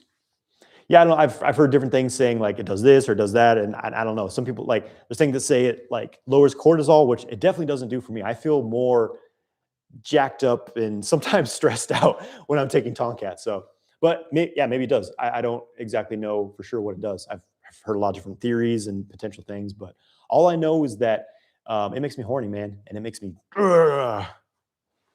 sometimes too much. Golanium's asking how to detox from masturbation. As far as I know, there's no toxins being released from masturbating, so there's not really anything to detoxify, But it's not really a detoxification. It's a rebuilding. It's the opposite. Detoxing is like you're releasing something. You need to rebuild because you've been releasing too much. So it's a rebuilding, right? Well, to do that, just stop ejaculating. Simple as that. Or at least stop ejaculating frequently. So practice sexual kung fu. Do your breathing exercises. Practice qigong. Eat some good foods to rebuild your energy. Be productive. Basically give yourself other things to do besides jerking off to porn or whatever you're doing. Idle hands are the devil's playground. So keep yourself busy. All right. Stop watching porn. Stop spending a lot of time on social media, and that will help balance out your dopamine, sensitivity. Hernandez is asking, do you recommend maca just whenever you need an extra boost to get in the mood? Sure. For me, maca is more of like an ongoing thing. Like I honestly notice a huge effect from it. There's only some of these like supplements that like I really feel like a strong effect from. Tomcat being one of them. Maca for me is very mild, but there's so much there's a lot of research supporting what it does. I don't notice a huge difference when I take it or I don't, but you experiment with it, see what it does for you. If I wanted something that like I need an extra boost to get in the mood, I'd probably take some Tomcat. We're talking about this a lot. What else? There's another one. I can't use this because it's like nature's cocaine, but yohimbe. There's also you can get the extract of it, which is like standardized yohimbine or bine. Yohimbe is crazy. It's this bark of an African tree, and like you read about it, it's like these African tribes would use it for their I think they would use it before they go out to battle and they rape and pillage, or they have these multi-day orgies, these fertility rites. And they're just, I could see it being just jacked up on yohimbe because it is like nature's Viagra. The unfortunate thing is that it releases a lot of norepinephrine, like adrenaline, and just like if I took a tiny little pinch of yohimbe in the morning, I wouldn't sleep that night. That's why I can't take it. Otherwise I would, because it's, it gave me, first time I experimented with this, I was 19 or 20 years old, and I just had intense erections. Even after ejaculating, I just had crazy erections. Yohimbe, but it is way too stimulating. Unfortunately, the side effects negate the benefits. But if you aren't sensitive to stimulants, maybe Yohimbe would work for you, but it does not work for me.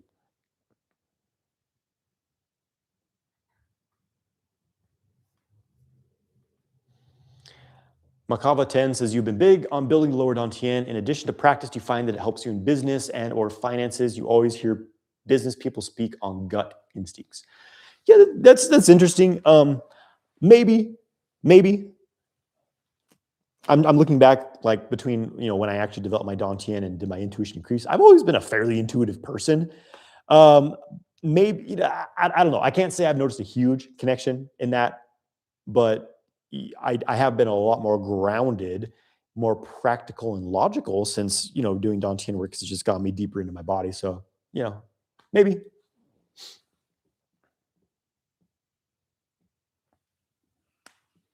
I do say though that sometimes it communicates with me. Like sometimes it'll just like light up. Hasn't happened as much recently since my dantian feels a lot more stabilized. Whereas in the beginning, sometimes it's like it's there and it's super electrical and hot feeling, and then you can't feel it at all. And then it's my dantian's a lot more like predictable and I don't know, steady these days.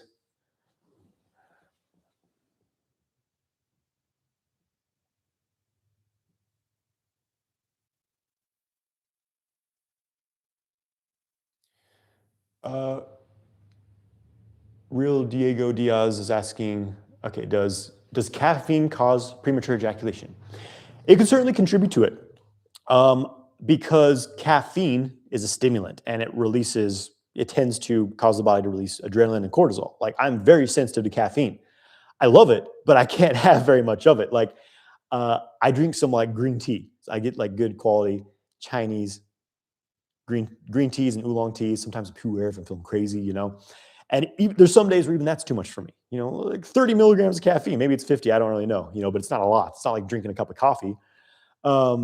So it would make sense that it could put you in more of a stress state, which premature ejaculation is strongly linked to. But I would say often I don't know. I wonder if someone would be like normally fine, but they had some coffee or caffeine and then they have premature ejaculation. I would say it would likely just exacerbate underlying patterns anyway. So if you struggle to control ejaculation, I would not have caffeine before having sex. I would avoid it personally. But there's a lot of benefits to caffeine. Like has health benefits too. So yeah, I'd say experiment and see what works for you. Bradley's asking, what are your thoughts on fasting while lovemaking and retaining? I'm not a huge proponent of fasting. Like for me, it has a very detrimental effect on lovemaking. And retain. I'm not big on fasting. I think that it does a lot of people harm actually, because various reasons. One of the things being that the body doesn't want to be in a fasted state. The body wants to have an abundance of nutrients coming in, fuel coming in, and when it's not there, the body says, "Oh shit! Like something must be wrong.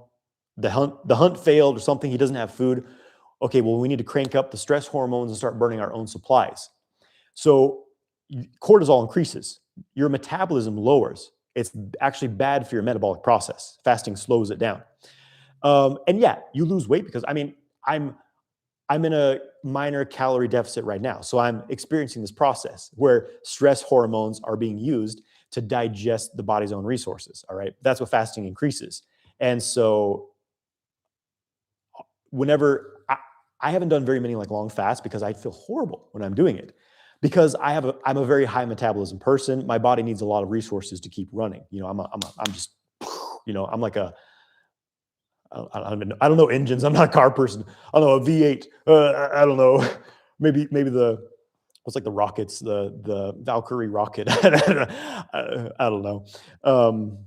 Yeah. So I'm not a proponent of it personally. If you're having good results with it, that's fantastic. But anytime I've been in a fasted state and tried to have sex, usually often my erections wouldn't be as strong. My libido is not as strong. Fasting is just, for me, it's not conducive to sexual health overall. So I'm not a proponent of it. That's why I'm not making videos on fasting. If you're a stress dominant person, like if you have a lot of cortisol, you have a lot of like stress issues, I guarantee that fasting is probably just going to exacerbate this. Are there benefits to fasting? Of course. People use it for like detoxification and things like that, but you don't need to fast to detoxify. There's other ways to do it. And it's funny because I was doing intermittent fasting for years.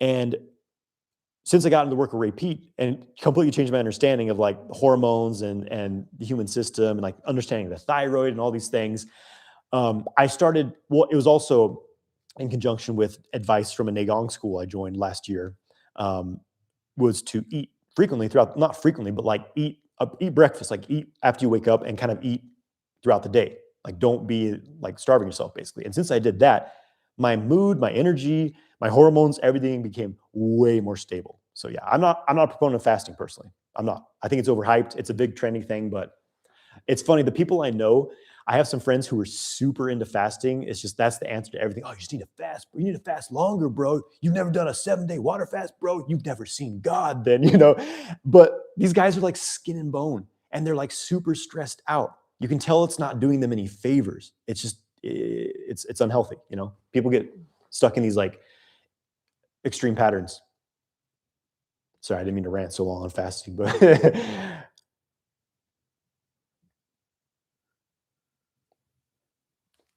Troom Crime says, I get a little confused on how to apply the reverse Kegling and pelvic techniques during sex. Do you do one-on-one coaching or do I need the online courses? Yeah, all this is going to be on the online course. I'm very selective of who I do one-on-one with. And usually it's like, you have to have a pretty, be more advanced in your practice. Otherwise, you might as well, the course, it's all there. It's all in the courses. Think of it this way. I'm actually dropping a video, I think tomorrow, this weekend's video is on a very specific application of reverse Kegels that I think you'll find very helpful. But the whole thing is you use reverse Kegels to override what would otherwise be a contraction response. So you can either hold them statically or kind of periodically reverse Kegel. So just experiment with it. Experiment with it when you're masturbating. That's the thing is like masturbation, solo practice is where you can really experiment. See, okay, when I do it like this, it affects me like this. When I do it like that, it affects me like that. If you just try to like drop this in during sex, having never done it before, it's like jumping into the boxing ring. You know what I mean? And like you try something new and it doesn't fully work because it's just, there's too much pressure. You know what I mean? So yeah, experiment. Experiment with just holding one for as long as you can. Experiment with kind of rhythmically pulsing it, relaxing, pulsing it, relaxing. Simple. The goal, though, is just to like keep your pelvic floor relaxed during sex. That's the main thing I do now. I honestly don't use reverse Kegels a whole lot these days. They were more of a training tool for me to develop pelvic floor relaxation during sex and to not squeeze anymore. So I just mostly just stay relaxed.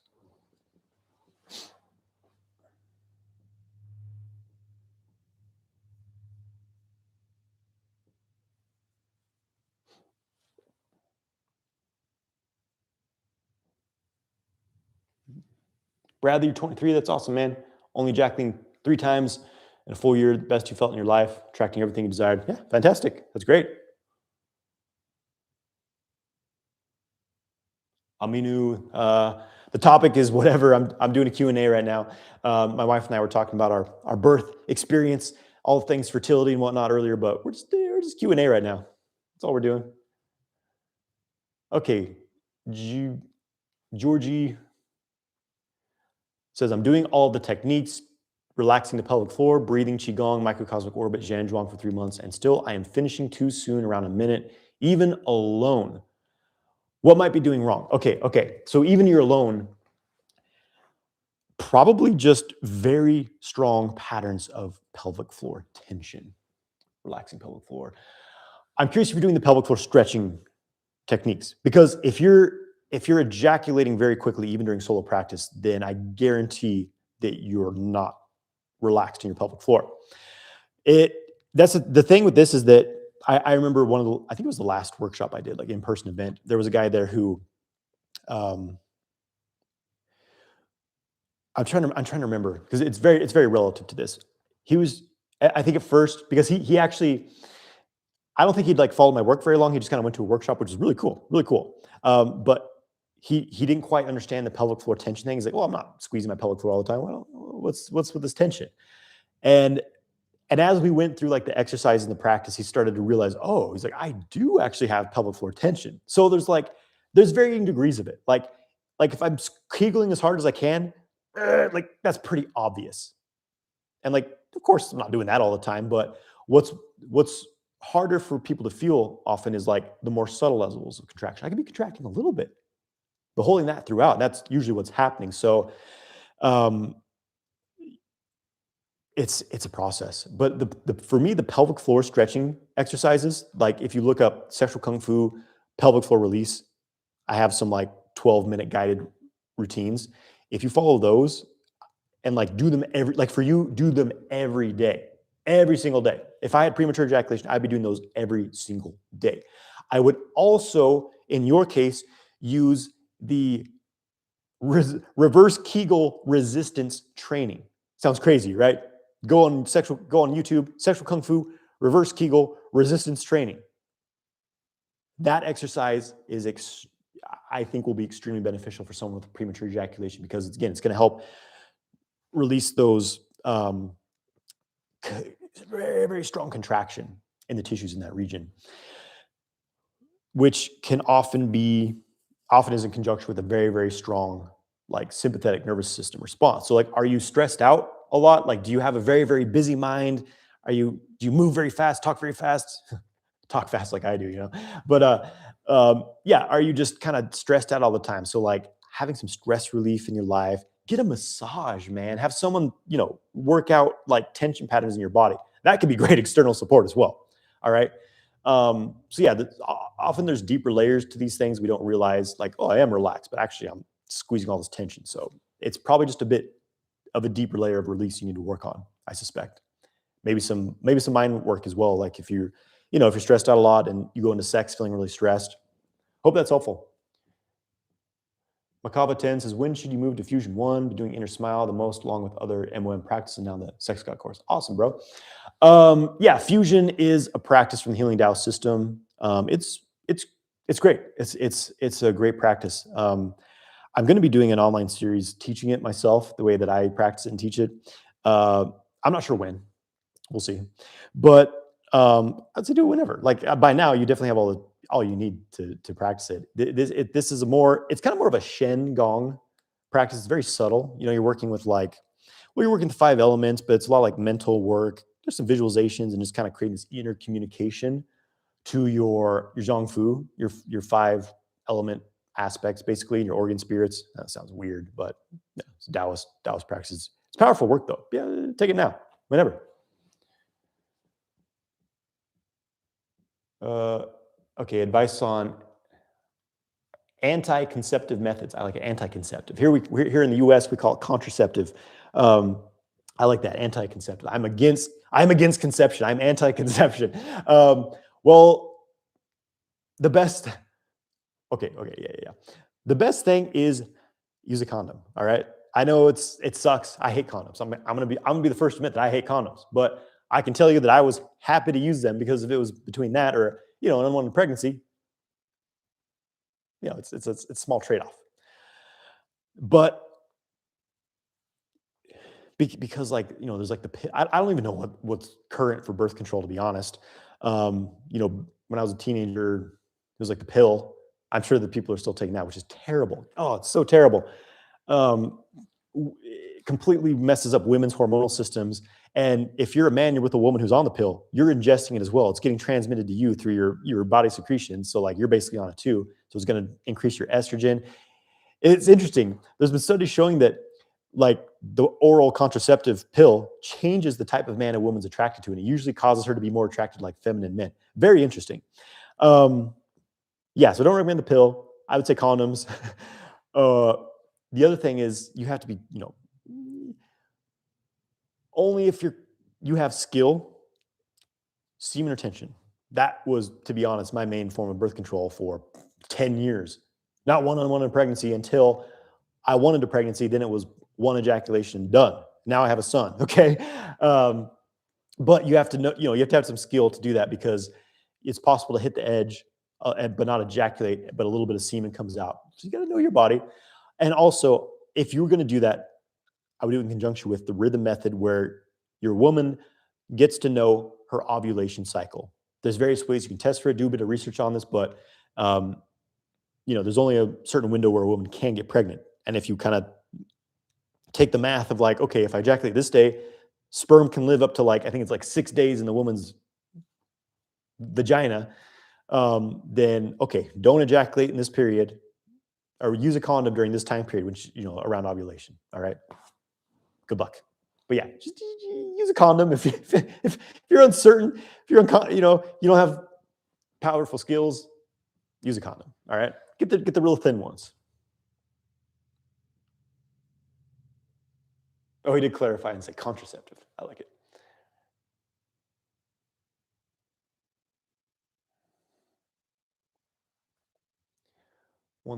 Once Dose says, I have the opposite problem. I don't want to have kids. Yeah, that was me until like a few years ago, really. Then it was time.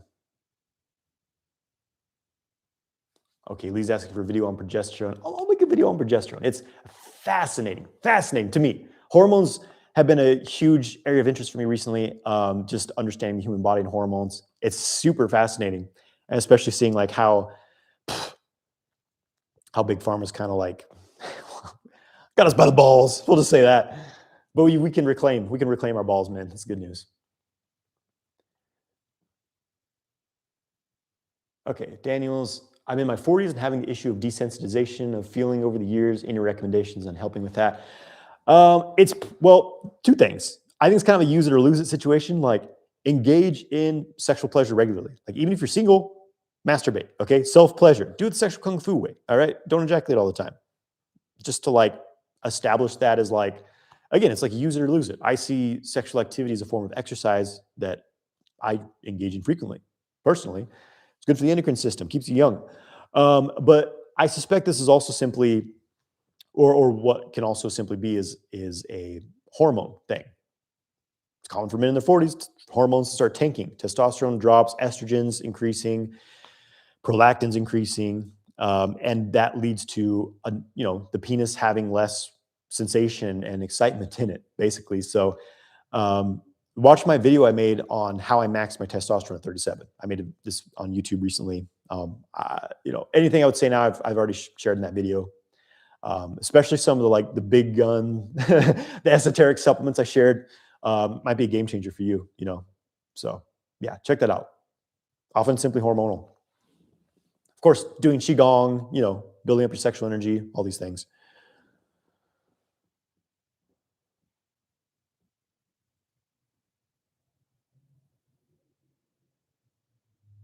As a Dean Mazzoni, what's up? Okay. This is going to be fun.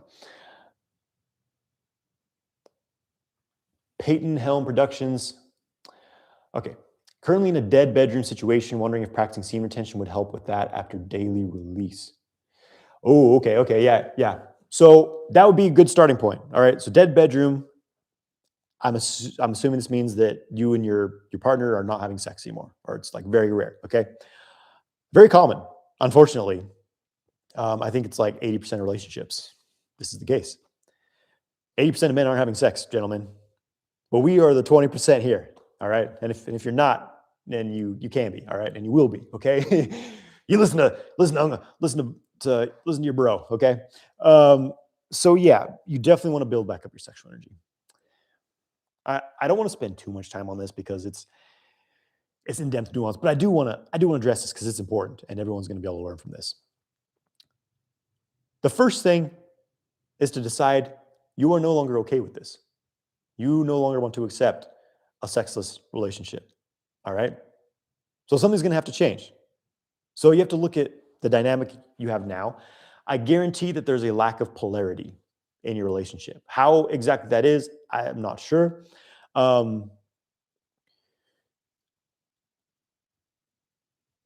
But it's a good opportunity for you to step into your masculine, take lead of the relationship, create more sexual tension, emotional tension with your partner.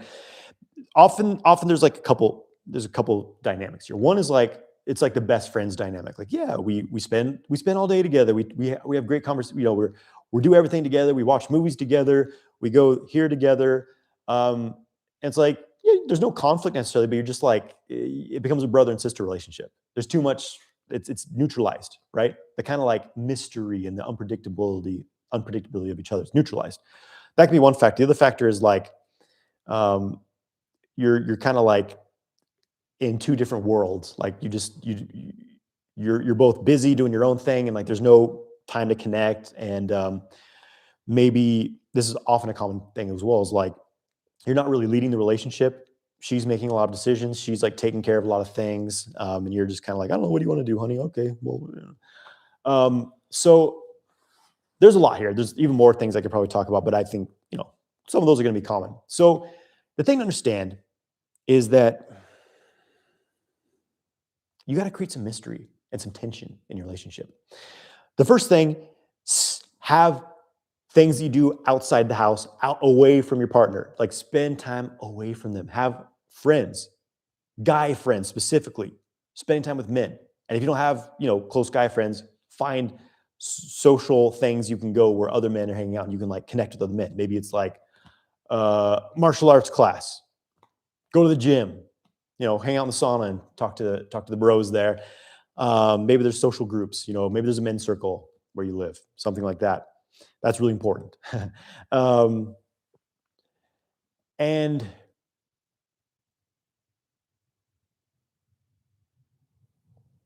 definitely don't try to get sympathy sex. Like, well, I did this, so you owe me sex. Like, when sex becomes something that like your partner owes you, the dynamic becomes very unsatisfying for you, really, and very unattractive to her. Like the feminine wants to be, they kind of want to be conquered. You know what I mean? They want to be dominated in a sense. And this can be a very politically incorrect thing to say. Maybe led. Maybe led is a less strong word. But because ultimately, when you're in your masculine, you're taking control, you're leading, and she's in her feminine. She's receptive. She's not thinking or planning. She's just open to you and what you're doing. That is the dynamic that leads to sexual attraction. And so how do you transfer out of like daily life and like you're at your job and busy, and women are often in like a masculine role throughout the day in the world we live. It is what it is. It's nothing inherently wrong with it, I suppose. But when they come home, they don't, if they're continuing to have to make decisions and plan and doing all these masculine things, like they're not going to be very sexually available likely. So like when she comes home, you can 100% like basically take care of things so she's able to switch off and be in her feminine. That's a good start. And when you can add a little spice back into your relationship, make things, whether it's like dirty talking, seducing her, learning how to like create emotional tension, create sexual tension. All right. This is a big subject, by the way, exactly what I'm talking about right now. This is a big subject in the Sex God course, is like really learning to create polarity and step in that masculine role of like, you're your sex god, really. And that's level 2. So you go through multi-orgasmic man and then you go into sex god. But yeah, there's more I could share, but I think that gives you something to work with, is like start tapping into your fierce, dominant, assertive, masculine self. Okay. And if that's been dormant for a while, it's time to break it back out. All right. I think you'll find that very helpful.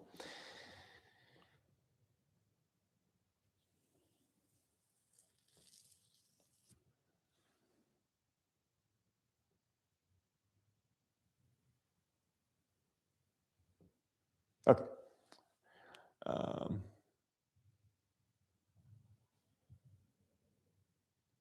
As a dean, beginner in energy cultivation, all I need to practice, feel, and gain chi is standing meditation, Zhan Zhuang. I'm not sure if that's a question, but yeah, Zhan Zhuang is an excellent starting point. It's going to start to develop some sensitivity. You're going to build chi and like start open up pathways in the body. So that's an excellent starting point.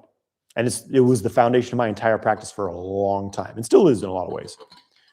I do a lot more sitting work these days. I'm gravitating much deeper into just like Neigong practice, like a lot of, because Qigong was the start for me, and then it goes deeper into like, you see how the mind affects things and how you don't need to do any physical movement or even like physical posture to really, really get Qi pumping. And then it becomes a matter of like tapping more into stillness of the mind instead of like directing and visualizing all this, busy mind stuff. You release the mind and crazy shit happens, basically. All right, guys, just a few more questions here. I gotta get back to my day and my family and everything.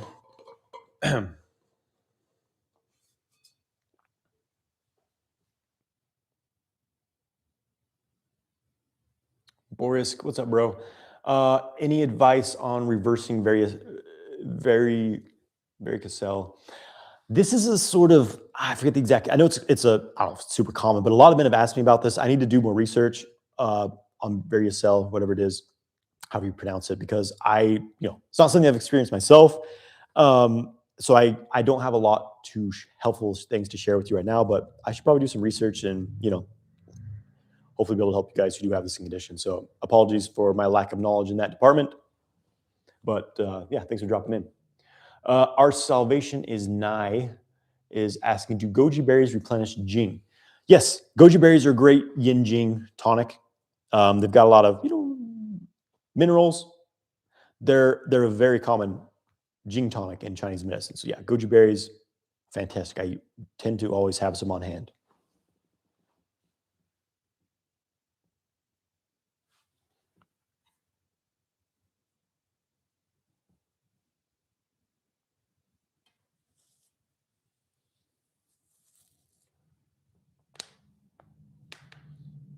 Okay, so Roy Sanchez, you're dropping in your stack. Now, nothing sounds too crazy.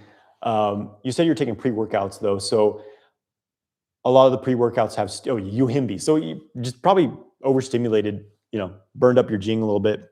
So just cut out the stimulants, basically. Just too many stimulants burns up your kidney yin. Just rebuild your kidney yin. Not a huge thing. GGFU4DH says, I'm struggling with moving my sexual energy up. Can you help? Well, yeah, it's not uncommon. I think that, I don't know what you're doing, what you've been doing, the more context is helpful here. But again, the most important thing is having a daily practice where you're working with Qigong. Like, if this is your goal, then yeah, you're going to want to have a strong Qigong practice, because if you just go straight, and this may be old information for you, apologies if you're like way beyond this, but it's like, this is what I learned is I was trying to go straight into sexual energy practices, and like, I wasn't having very good results. And then I started practicing Qigong as a daily practice regularly. And so I was learning how to open up channels in the body, how to move Qi, how to build Qi. So this pathway became developed in my system, and then incorporating the sexual energy, it was really easy to do it. So yeah, my recommendation to you is have a daily Qigong practice. The Zhan Zhuang standing meditation would be really helpful for you. And just learning to release tension from the body. It's really just a matter of repetition. Like if you practice the testicle breathing over and over, it's going to start to open up this circulation, this pathway, and it will happen. And it's not dramatic. Like, you might already be doing it, you just aren't aware of it. You know what I mean? Like, it's nothing dramatic in the beginning. Like, I didn't feel tangibly anything strong happening, even though I was successfully moving the energy out of my genitals. I knew I was doing that because I'd be doing these practices when I was aroused and the erection is going down.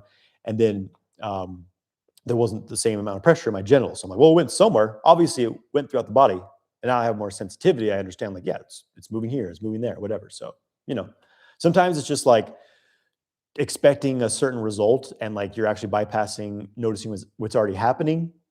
And again, it's always just, if you're not progressing, it's going back to the foundations, the breath, the engagement of the mind within the body, the basic Qigong practices, doing these things over and over and over and over again.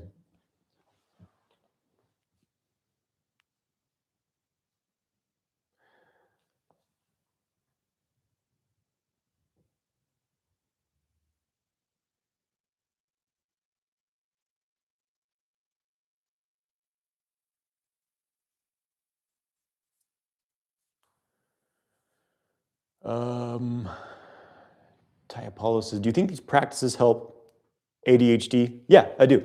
I think ADHD is a made-up term. I don't think it's a real like disease or anything. It's just a made-up term. This is what pharmaceutical companies do. They make up conditions so that they can sell drugs to people for them. ADHD is just like, you can't focus on one thing, and there's a variety of things that are tied to this. Like, yeah, it's a legitimate thing, but I think the main culprits of this in the modern world are poor diet, and screen time. You stare at a screen all day, you're clicking on this video, then that video, then this, and this, and this, and this, and this. It's just fucking up your brain chemistry. And you get used to like focusing on things. I focus on this video for 5 seconds and this other video for 5 seconds. Like modern people have like a very, very short attention span. So yeah, you're not gonna be able to focus and you'll be like, yeah, I have ADHD. Well, you stop doing that and you start learning to focus on one thing for a long time. And guess what? You get your focus back tremendously.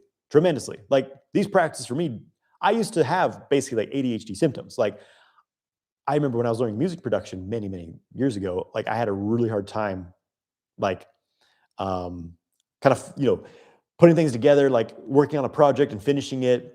I was all over the place. And then I think initially like my yoga practice and meditation practice helped develop this within me. And now Qigong and like meditation, Neigong, alchemy practices refine my focus to a very strong level to where I can sit and just like hold my mind in the Dantian for an hour.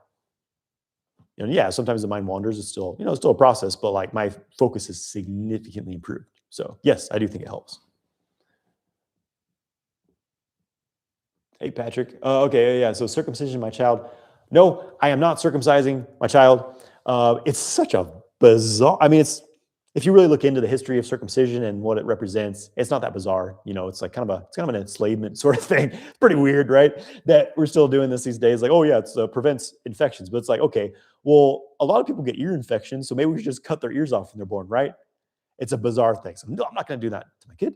If he turns 18, he wants to, cut part of his penis off, he will be free to do that. But I'm not going to do that to him. It's crazy. It's crazy.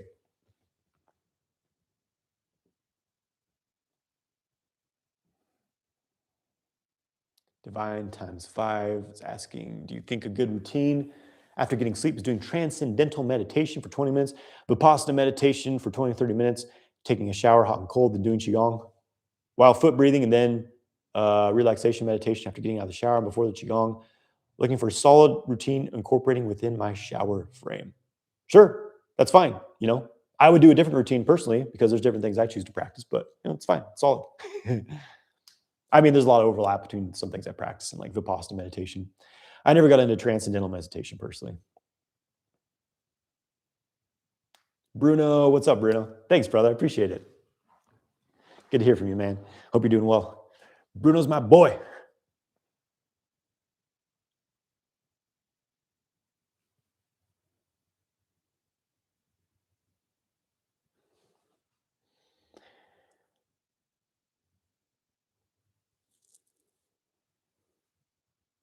Peyronie's methods of healing mentally, emotionally, physically, and rebuilding confidence. Unfortunately, I don't have a ton of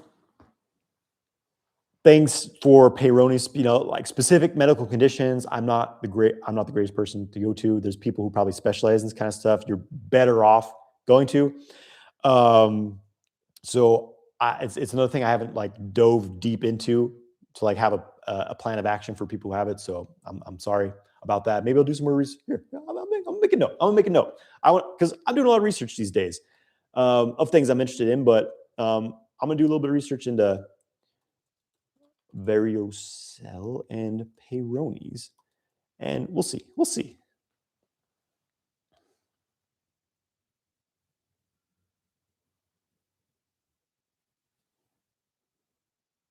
Yeah, of course, healing mentally, emotionally, all the work is sexual kung fu. It's all about it's about building your mind. It's building your spirit too. I think learning acceptance is a big thing, which is what the inner smile is. The first practice I teach in Multi-Orgasmic Man. It's a Taoist practice of just you tuning in your heart energy, creating a feeling of love and acceptance, and then bringing that to all things. Learning to smile and love everything that's happening in your life, everything you're going through, every part of your body, everything. Love it, embrace it. Know that like this is something you can learn from, and when you heal it, you'll have something to like help others with as well potentially. Your pain becomes your strength. Your pain becomes your gains. Like I don't know if I told you this, guys, but I had to go through some pretty dark shit in my life to be where I am today. Just rolling all this stuff off my just free form and sharing this information with you guys.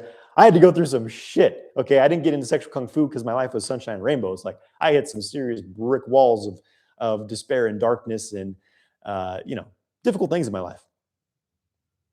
But I'm grateful for that because it made me the man I am today. Because I didn't at least not forever. I didn't stay in a victim consciousness. I was always looking for solutions. I'm like, okay, this sucks. How do I get out of it? What do I do about this? How do I make sure this never happens again? And how can I help other people avoid this?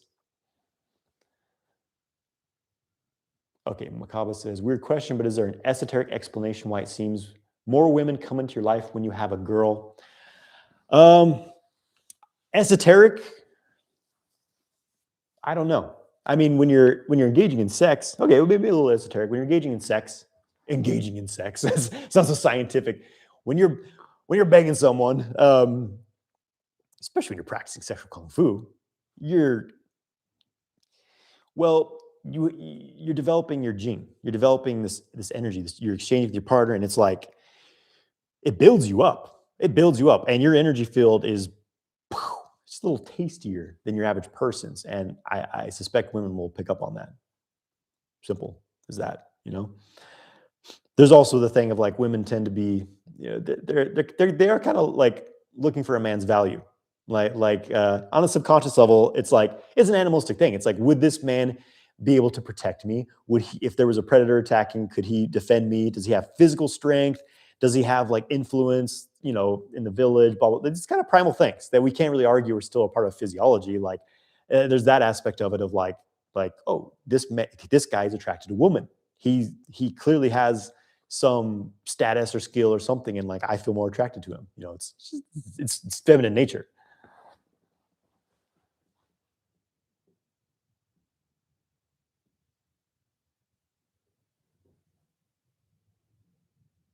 Okay, Abish, see my comment about the other guy who was having trouble moving energy up.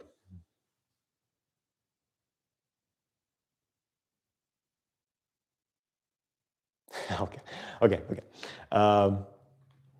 Ryan's asking, enjoying your new Johnathan course. Congrats on the new baby. You said about, okay, one of my early teachers who had a lot of chi and was also jacked like a bodybuilder. Can I speak more about him? Yeah. So, not a public figure. Not really a public figure, though he was known in some weird corners of the internet back in the day. Not anymore. Gone from that. What to say about this guy? I learned a lot from him. Still am a bit. This is a man. Okay. Well, interesting story about an interesting teacher. I attract I seek out and find teachers. And of course, they're going to be interesting because anyone who's like dedicated their life to the energy arts, they're always interesting people. Like there's like the mainstream kind of big name teachers. Yeah, you see them on YouTube and they've got the websites and everything. And like they've got the books, like, oh, this guy, he's like the greatest master because he's got a book that I've read and it's publicly available. Yeah, often those people have a lot of skill. Sometimes they don't. But there's a whole lot of people out there who have some serious like chi cultivation who aren't like public figures. They're just doing it. You know what I mean? So they're out there. They are out there. All right. And they're kind of my favorite to learn from because they've got some serious juice. So this guy in particular, his story was, you ever see the movie Lionheart with Jean-Claude Van Damme? Not my favorite Van Damme movie, but it's all right. Well, he's like a street fighter, and like he gets paid to like just, beat the shit out of people in these street fights. That was this guy, basically. This was his upbringing, right? And he also got into like magic, Western alchemy, and then Taoist Neigong practices. And I'm like, he had some crazy shit, some crazy powerful stuff. And I'm not entirely sure how he learned this stuff, but he did talk about, because he was also into Enochian magic, and various forms of magic. So this dude was like, he used to do a lot of DMT. Okay, so he got really tapped into, we could say other realms. Like you watch Stranger Things. I've only seen the first season, but how they're like the government's getting these people to like do remote viewing. They're putting them in these like flotation tanks. Like that show is based in real life. It's based in things that actually happen, which makes it a little more spooky, right? Well, that was this dude. The government they were like tracking, because he's doing these magic ceremonies. He's on like DMT and shit. And they're tracking him on their instruments because there's these surges of energy coming from his house. And, the federal agents end up showing up at his door. They're like, hey, like, we want you to work for us, basically. And so he said they would inject him with some crazy psychedelic drug and put him in a flotation tank, these like sensory deprivation tanks, and they would have him do like remote viewing for him. And he saw some pretty crazy shit. Anyways, he says that, he's doing these magical rituals and like connecting with these beings from higher dimensions, and that they're giving him all these practices. And that's what he was sharing with his students. And this was through like a forum, like this old school, like, early 2000s looking internet forum. Like there's not a lot of those now, but like, man, it was there's just this vibe to it. So that's how we're learning from this dude. Those of us who were part of it. It's gone now. I'm not entirely sure what happened to him. I'm still just in touch with some of his like direct senior students, but he didn't seem like the most stable person, but man, this guy had some chi. So yeah, that was this guy. What else to say other than he's the first person that taught me how to build my lower Dantian. And there's some, other interesting things I learned from him. Yeah. I've had some interesting teachers, guys. Like I say, not just these public known figures, but there's some crazy shit out there.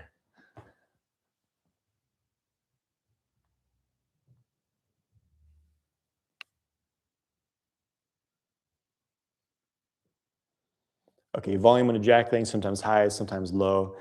I've seen a lot of different things about this.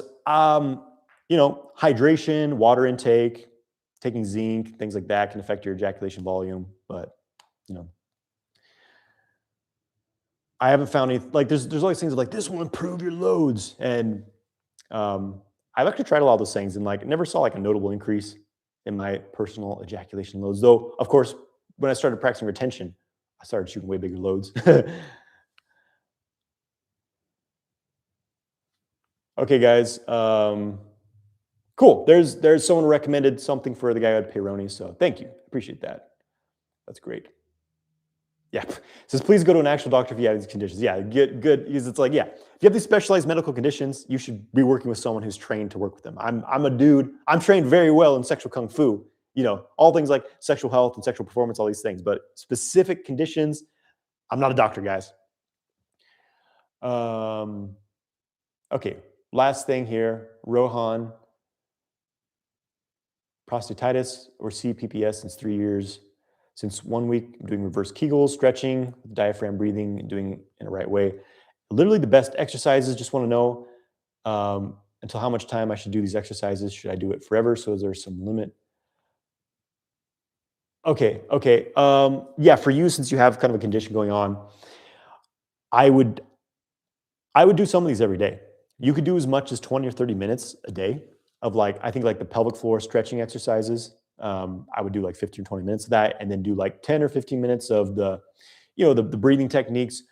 I think that would be a solid, even if you're doing that 3 or 4 times a day, that'd be a solid routine. Yeah, 20, 30 minutes. And even if you're just doing 5 or 10 minutes a day, that's great too.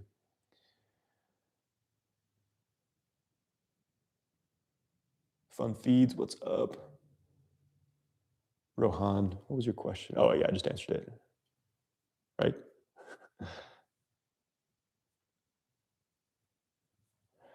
Okay, guys, thank you for joining. Again, the Deep Earth Pulsing Qigong class starting Monday. It's going to be 3 different live classes. We're going to go in depth into this form and mechanics, of course, deep energetics of it. So there's a link in this YouTube video. Still the early pricing, which will end Monday when we go do the live series. All right. Have a great week, my friends. Take care.